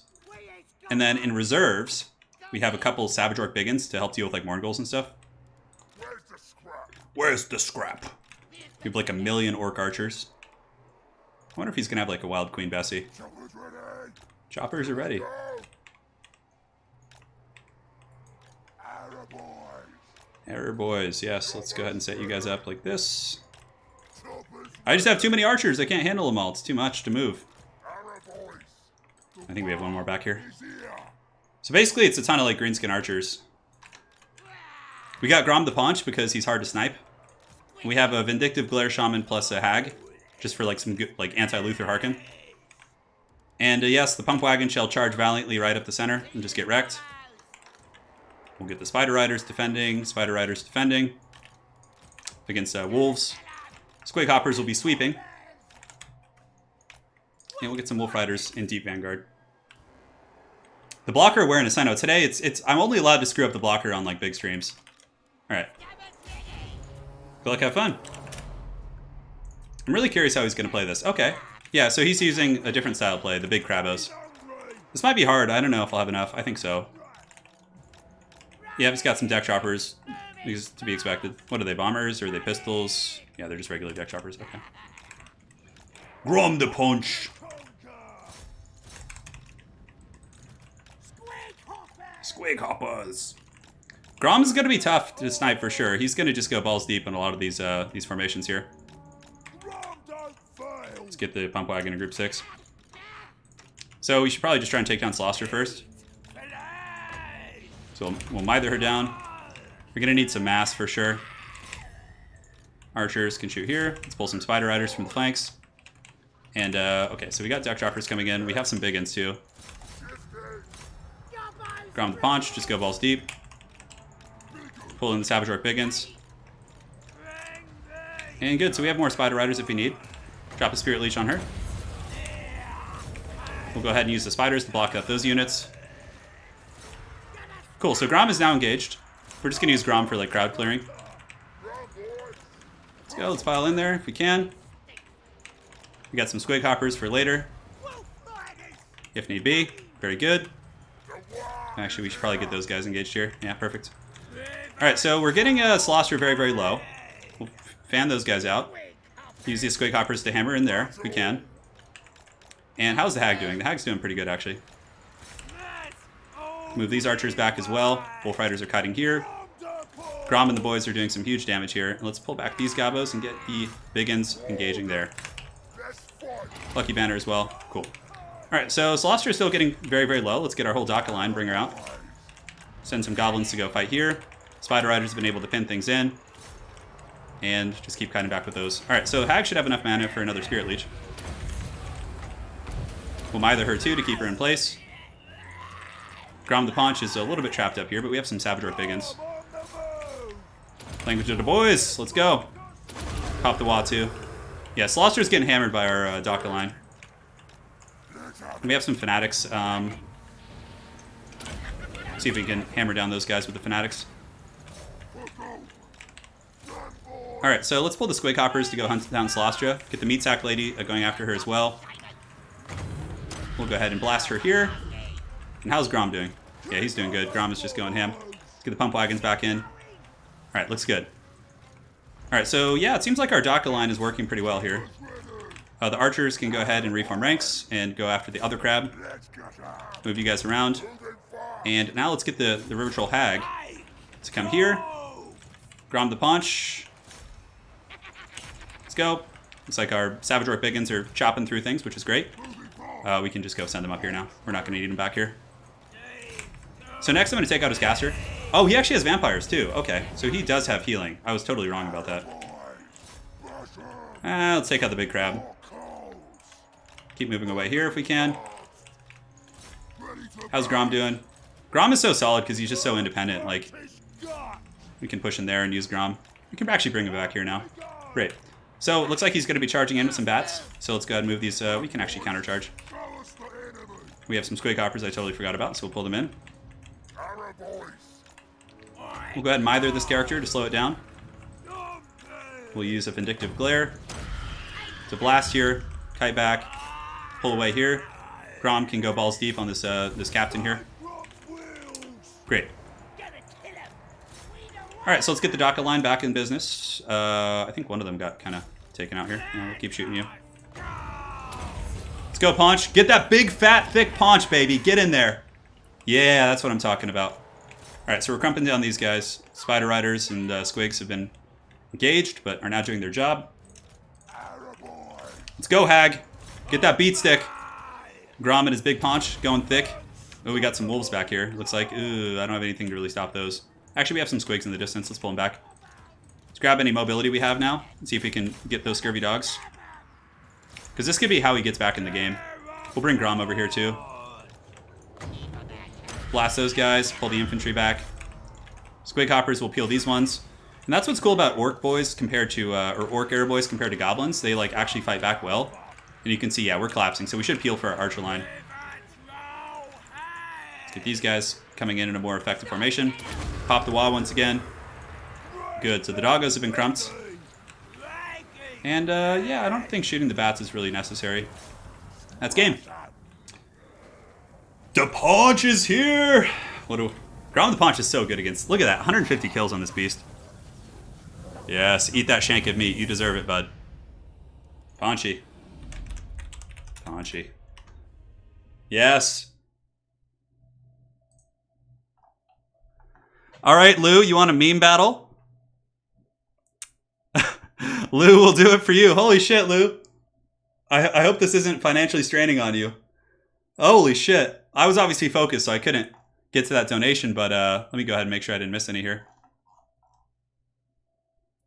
Still better than Netflix. Can we get a meme battle? Yes, I'll do a meme battle for you. And Forest Rooster, been a fan for several years now. Rarely been able to catch live streams, but keep on keeping on. I will. You guys like that? Dewa is coming. I didn't mean to. I shouldn't have overcasted Spirit Leech.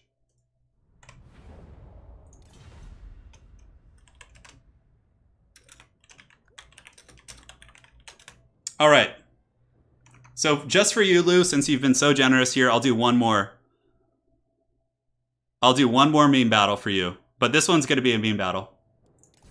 We'll grab the man. Is there any faction you want to see?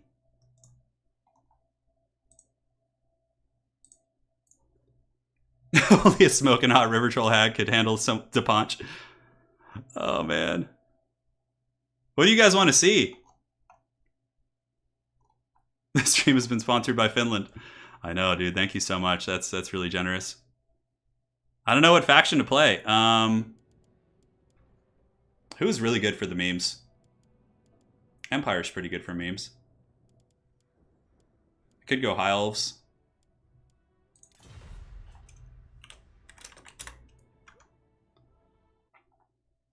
Oh. Okay, I'm not seeing any messages from you in chat, so I'm just going to go for it and pick something. Thank you again, man.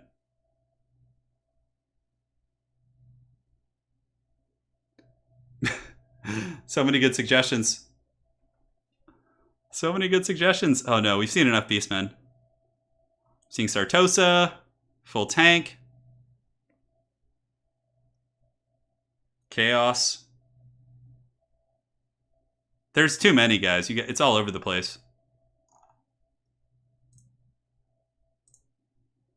And Forest Rooster, thank you, man. I'm glad you're enjoying the stream.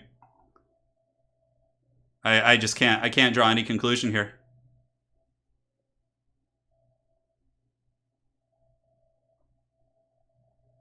Okay, so tank only Empire Gorst. God.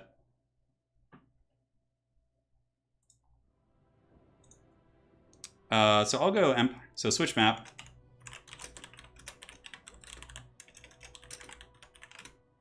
All right. I'll go. Empire has a ton of meme potential. It's not going to be a terrible build. It's not going to be terrible, but the donor said Gorst, did he? Oh, Empire. He said Empire or Gorst. Okay, I see your message, Lou. So we'll do Empire for you. Because Empire is like funnier than just Gorst. So he can go anyone he wants. So I'm going to do Empire. There will be some meme elements, but also some aspects of the build that are very good. Norsca. Ooh. Freaking hell. Memeing against Norsca is certainly a tough proposition.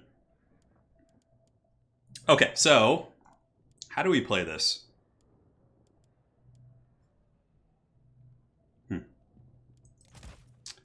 Okay, that looks good.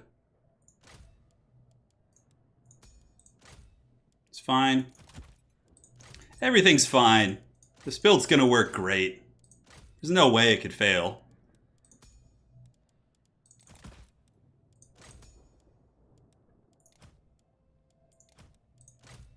No, that's just too much. I can't. I can't. Oh god, this is gonna be so haggard. Bruno! Thank you so much, Bruno, for sponsoring. Lou over here paying to destroy my hands. Don't worry, my hands are actually okay. This has to be my last one though, so please don't try and guilt me into doing more, because I will if you do it. But, you know, just let this be my last one, please.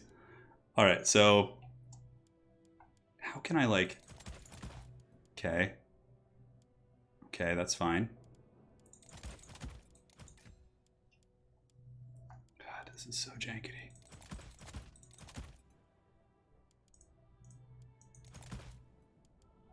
Oh my god, guys, this build is just such trash.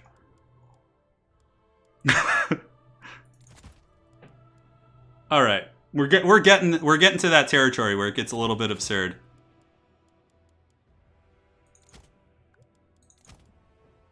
Okay, that's fine. How many spearmen can we afford? Come on, give me a little bit more money here, guys. That's all I'm asking for.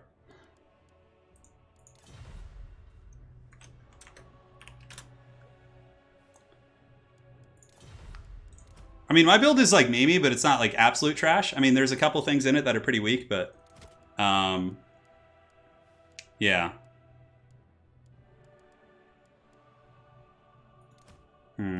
Okay, so we have those. Just put him there, I guess. Yeah, he'll be fine on foot. God damn, that's a cheap character.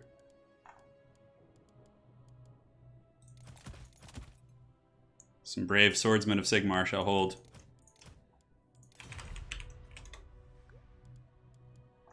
All right, well, this may be the doom of the Empire. It may be a glorious victory. You never know. Certainly pack some punch. This one's for you, man. Hey, you know, this is great, though, because it's getting me a lot of good replays, too, that I can cast later. There's a very small portion of my channel actually watches the streams. Live, that is. So some of the replays get buried. It's not my birthday. It's not my birthday, guys. Why are you saying that? All right. Have mercy on me. Samuel Christensen, thank you. But it is not my birthday. Right, Lou? Hopefully you enjoy this. This might as well be an auto-gen. So, we have Double Wagon. We have Temple off Luminarch.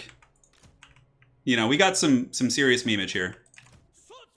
Some swordsmen of the Empire. I'm actually getting ready to paint some swordsmen. My fantasy army. I can't decide on what scheme I want to do for the Empire. So we have a couple huntsmen as well to be in theme with Marcus and the wagons. Silver bullets will be offset. Spears. Spearmen, yes. So we have some really good sniping potential is the thing with this army. We have Marcus. We have a freaking Death Wizard. But I don't know if he's going to be able to handle the mighty wagons. We have more spearmen. It's a very weird formation. So the war wagons are going to go do some skirmishing. Temple off Luminarch is just going to be blasting. 4 and 5. All right, so let's move back. Like, we need to like have as much space as we possibly can before the Norskins reach us. For heavy cav, heavy cav. All right, hopefully this build is enjoyable. Guys, we had to bring the Luminarch. Come on. We had to do it. Matthew Smith, thank you for the tenor. But it's not my birthday. Not till July. My birthday is July 12th, guys. Don't worry, we'll do like a birthday stream for that or something. Ready. All right, hopefully he didn't see the Luminarch or think I was going to bring it. All right, so war wagons. Oh, he went Sirtha Ek. Oh, God. He went Sirtha Ek. He said he was going to meme a little bit too, so. Wagons versus... You guys ready for this? Oh, there's gonna be a reckoning, boy. It's coming for you, Sir Ek. Oh! Oh, yeah. Let's get the wagons going. He realizes it, but is it too late? Yes, General. The wagon duel. We obey. For the Empire. You better keep running, dude. Oh, I think we're gonna get him. Is he gonna get the shot off? Come on. Oh, he got out of range. For Sigma. So the wagons are gonna go run interference. Sigma guide. He's got some mobility. Yeah, he's got a bunch of skin wolves coming from over there. For the Emperor. Looks like the Luminarch's having some trouble. Sir. For Skull Splitter. Formation. Wagons are trapped, but that's okay. So now we can shoot at some of the skin wolves over there on the far side, I guess. Targets. Can have Marcus start sniping here if he wants to. Quick march. For the Warhammer. So we're gonna rip some shots here if we can. Our Empire Knights are doing a great job, but we just have to worry about the flank coming in. For the Comet. Ready. How are the Empire Knights doing? Wagons, one of the wagons is down for the count. Yeah, we can't quite get line of sight here, so we gotta pull back. Oh! Formation march. Very well. Looks like the chieftain's coming back in now. We are Sigma's heirs. This way. Get the silver bullets, getting ready to pound those chariots down. Home again. On it. Gonna want to watch out for that blob there. Fire. Receive. Okay, cancel the animation. Our orders. Empire Knights, pull back, pull back. We're gonna need you guys to deal with the chariots. Yes, sir. Can't quite get any great snares here. We obey. Hand gunners. Fire. Fire. Formation. Pull you guys back. Huntsman, pull back, pull back. Lingering. Marcus can basically just use his amber bow and the lure back here. Agree. And we can go ahead and get the Empire State Troopers to kind of charge in. Bow. Charge in. Temple off Luminarch. No lingering. Let's go ahead and blast. Space jam that guy. Nice, nice. So now the Huntsman can get ready to start shooting. I guess we'll just go for these guys. Guide our fire. Ooh! Oh, we missed his lord that time. Damn. Powder dry. Alright, Empire Heavy Cav, go in. Intercept, intercept. Pulling some spearmen here. Pull you guys back. Yes, sir. Marcus can now net these naughty werewolves. Very well. Onward. We'll get the Huntsman switching onto the werewolves here. Find your targets. We'll overcast the Spirit Leech, and you can go ahead and start shooting at... what good targets are there here? Yeah, we'll just keep shooting at his lord up here if we can. Launch. Yes, General. We obey. Yes. Alright, we'll move you guys, move you guys. Ready to fire. Just getting some decent penetration. Our Empire Knights need to come back here and help deal with this pressure. Friends. Spearman. Spearmen will do okay. Heldenhammer. Okay, oh, the War Wagons actually killed his lord. That's pretty hilarious. Oh my god. Let's get the War Wagons back in business. So we've successfully sniped the lord. Let's get this War Wagon going, put it in skirmish mode. Huntsman here, pull some spears in for reserve. We need to bring back the Empire Heavy Cav to try and salvage this situation. Get you back as well. Oh, now it's over. The War Wagons are here. What can man do? Marcus Wolfheart, just keep picking off the werewolves. Spirit Leech there. Get you guys engaged. And I don't know where his caster is. Does he still have one? Yeah, he does. Okay, so we'll shoot the Shaman Sorcerer here. Do you actually have a net? Very good. So we'll net those guys down. Keep pulling the Huntsman back. Shoot you. It's time. It's judgment time, baby. Let's get the wagons to chase those wolves off. Huntsman rips some shots here. Oh, you might get me here. Come on, rip the shot. Rip it. Put them in guard mode to make sure they actually carry out those orders. Yeah, our wagons are still shooting. We're pulling ahead in the balance of power. The Empire Knights are doing a really good job. Come on, Huntsman. Do you have another Huntsman unit? No, looks like he's still broken. Temple off Luminarch, temporarily pinned down. So we'll pull through our own spears. Marcus and the caster can go after him. We'll do a focus shot. And we'll just pull the Temple off Luminarch through our big, ugly Empire blob. Put it in guard mode. Have it try and rip a shot right now into this guy.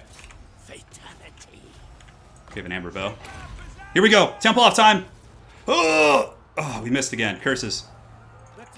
It's okay. We landed a couple of decent shots this game. Let's go Temple off. It's time for another glorious shot. And now we have silver bullets back too, which is nice. For the Emperor! The wagons are here. Shoot them! Never underestimate. Oh, here it comes! Let's go, let's go. Blast him. Shadow realm him! Oh, I hit a tree. Oh. God. Whatever, we still got it. We blasted the Lord, which was good. The wagons came back. The wagon actually ended up killing the guy up in the hills there. Oh my God. All right, guys, I really got to stop now. So Matthew Smith, thank you for the birthday wish, even though it's not my birthday. Brandon Dudley, thank you for the $4.99. Happy birthday, Turin. Can't believe. Jesus. And D3 Willow, thank you for becoming a sponsor on the channel. Do appreciate that quite a bit. And the Money Badger. The Money Badger during that game as well. Happy birthday. Love the streams. Oh my God, you guys are just out of control. It's not my birthday. Been watching for months. Keep it up. Then you would know it was my birthday in July. Oh man, Sirtha Ek got Sirtha wrecked. He played well. That was a good game there. Turn, since the Empire has war wagons, we should call the greenskin missile chariots wog wagons. He brought a meme. No, I got to stop for today, guys, or else my hand's going to hurt for the rest of the day. But I played 5 or 6 games on stream today, which is good. So we'll be back with more soon. So again, I just want to say thank you guys all for joining today. We have 1,500 people. That's a balls deep stream, at least as far as what my most recent numbers see. Let's see what the actual number is right now. Yeah, because I have to refresh it. It keeps getting stuck. Oh, what does it say? Show me Anakin. 1,200. I'll take it. So if you guys enjoyed the stream, please do drop a like on the way out. Let's see if we can get up closer to 1,000. That'd be sweet. We got war wagons. We got the memes for you. All is good in the realm. But nonetheless, really appreciate you guys hanging around. Appreciate all you mods for spending your time handling the wildlings of the realm. It's a good time as always. Oh my God, you guys are getting so carried away with this. This like birthday thing. Jesus. I'm getting a Vuvuzela. I'm just going to dance in my room with Wookiee. Wookiee will have the Vuvuzela and be blowing it while I'm just dancing like a madman. But anyways, thanks. Thanks again. Congratulations to Outer Region for winning the King of the Hill format. He did a great job today. And again, let's just go ahead and go through the donations. So many. You guys just went ham. It's not actually my birthday. Please. D. Willow. Happy birthday. Please stop to save your hand. You guys are relentless. So D. Willow, thank you for multiple donations. And also becoming a member. The Money Badger coming in with that hot money. Matthew Smith. Lumumslee. Oh God, dude, you gotta like explain to me. Hang on. I'm gonna take your name here so I can get it right. What is this? Is it like is it a food? It's like a Finnish food or something? I just Googled it. Simon Benjamin, thank you so much for the tenor, man. I will rest my hands. I'm gonna party like it's my birthday, yeah. Thank you, Simon Benjamin. But Lou, thank you so much. You just went balls deep with these donations today, and I can't thank you enough, man. There's a tenor there. Samuel Christensen, thank you as well. Bruno, a new member here on the channel. Lou again with 50. We got Lou again. Magic D. Lou with a 50. Probably over $200, man. Thank you so much. Frostlight, Mark Runyon, Garland Green. Mark Runyon, very well played, man. I like the name as well. Huron, father of Turin. Glorious stuff. We have Roman Bowman, Crying Dutchman, and then we have some new members. Jod Jokes as well. I don't think I missed anything. Thank you guys so much. Hey, I know we're doing it. It's not my birthday's actually July 12th, but I'll take it. Whatever, it's my birthday. Thank you guys so much. We'll be back with more content soon. Tomorrow at probably around 11 a.m. or noon Pacific Standard Time, we're going to be starting the ECL. The Eternal Challenger League. So, yeah, let me go ahead and get you guys invites for that. Invite people. Here we go. Make sure that's the right Discord. Yes, it is. So if you guys are interested in participating in future tournaments and things like that, you recall him saying it was finished for Organic Micely. Oh, okay. Got it. So if you guys want to participate in future tournaments, do join up there. That's where we do all the signups and all that sort of good stuff. But aside from that, thank you guys all so much. Man, you're so freaking generous today. And I'm going to go party with my smoking hot wife and Wookiee. It's going to be a great time. Wookiee's going to be dancing with the Vuvuzela. All will be well. So guys, thank you so much. Appreciate it. We'll see you tomorrow for the ECL Season 1 or Season 5, Qualifier number 1. It's on. Competitive Warhammer is back in business. ECL, not SL. No, it's ECL. God, you guys are trolling me so good today. Man. All right, guys. Appreciate it. We'll see you on the other side. And take care.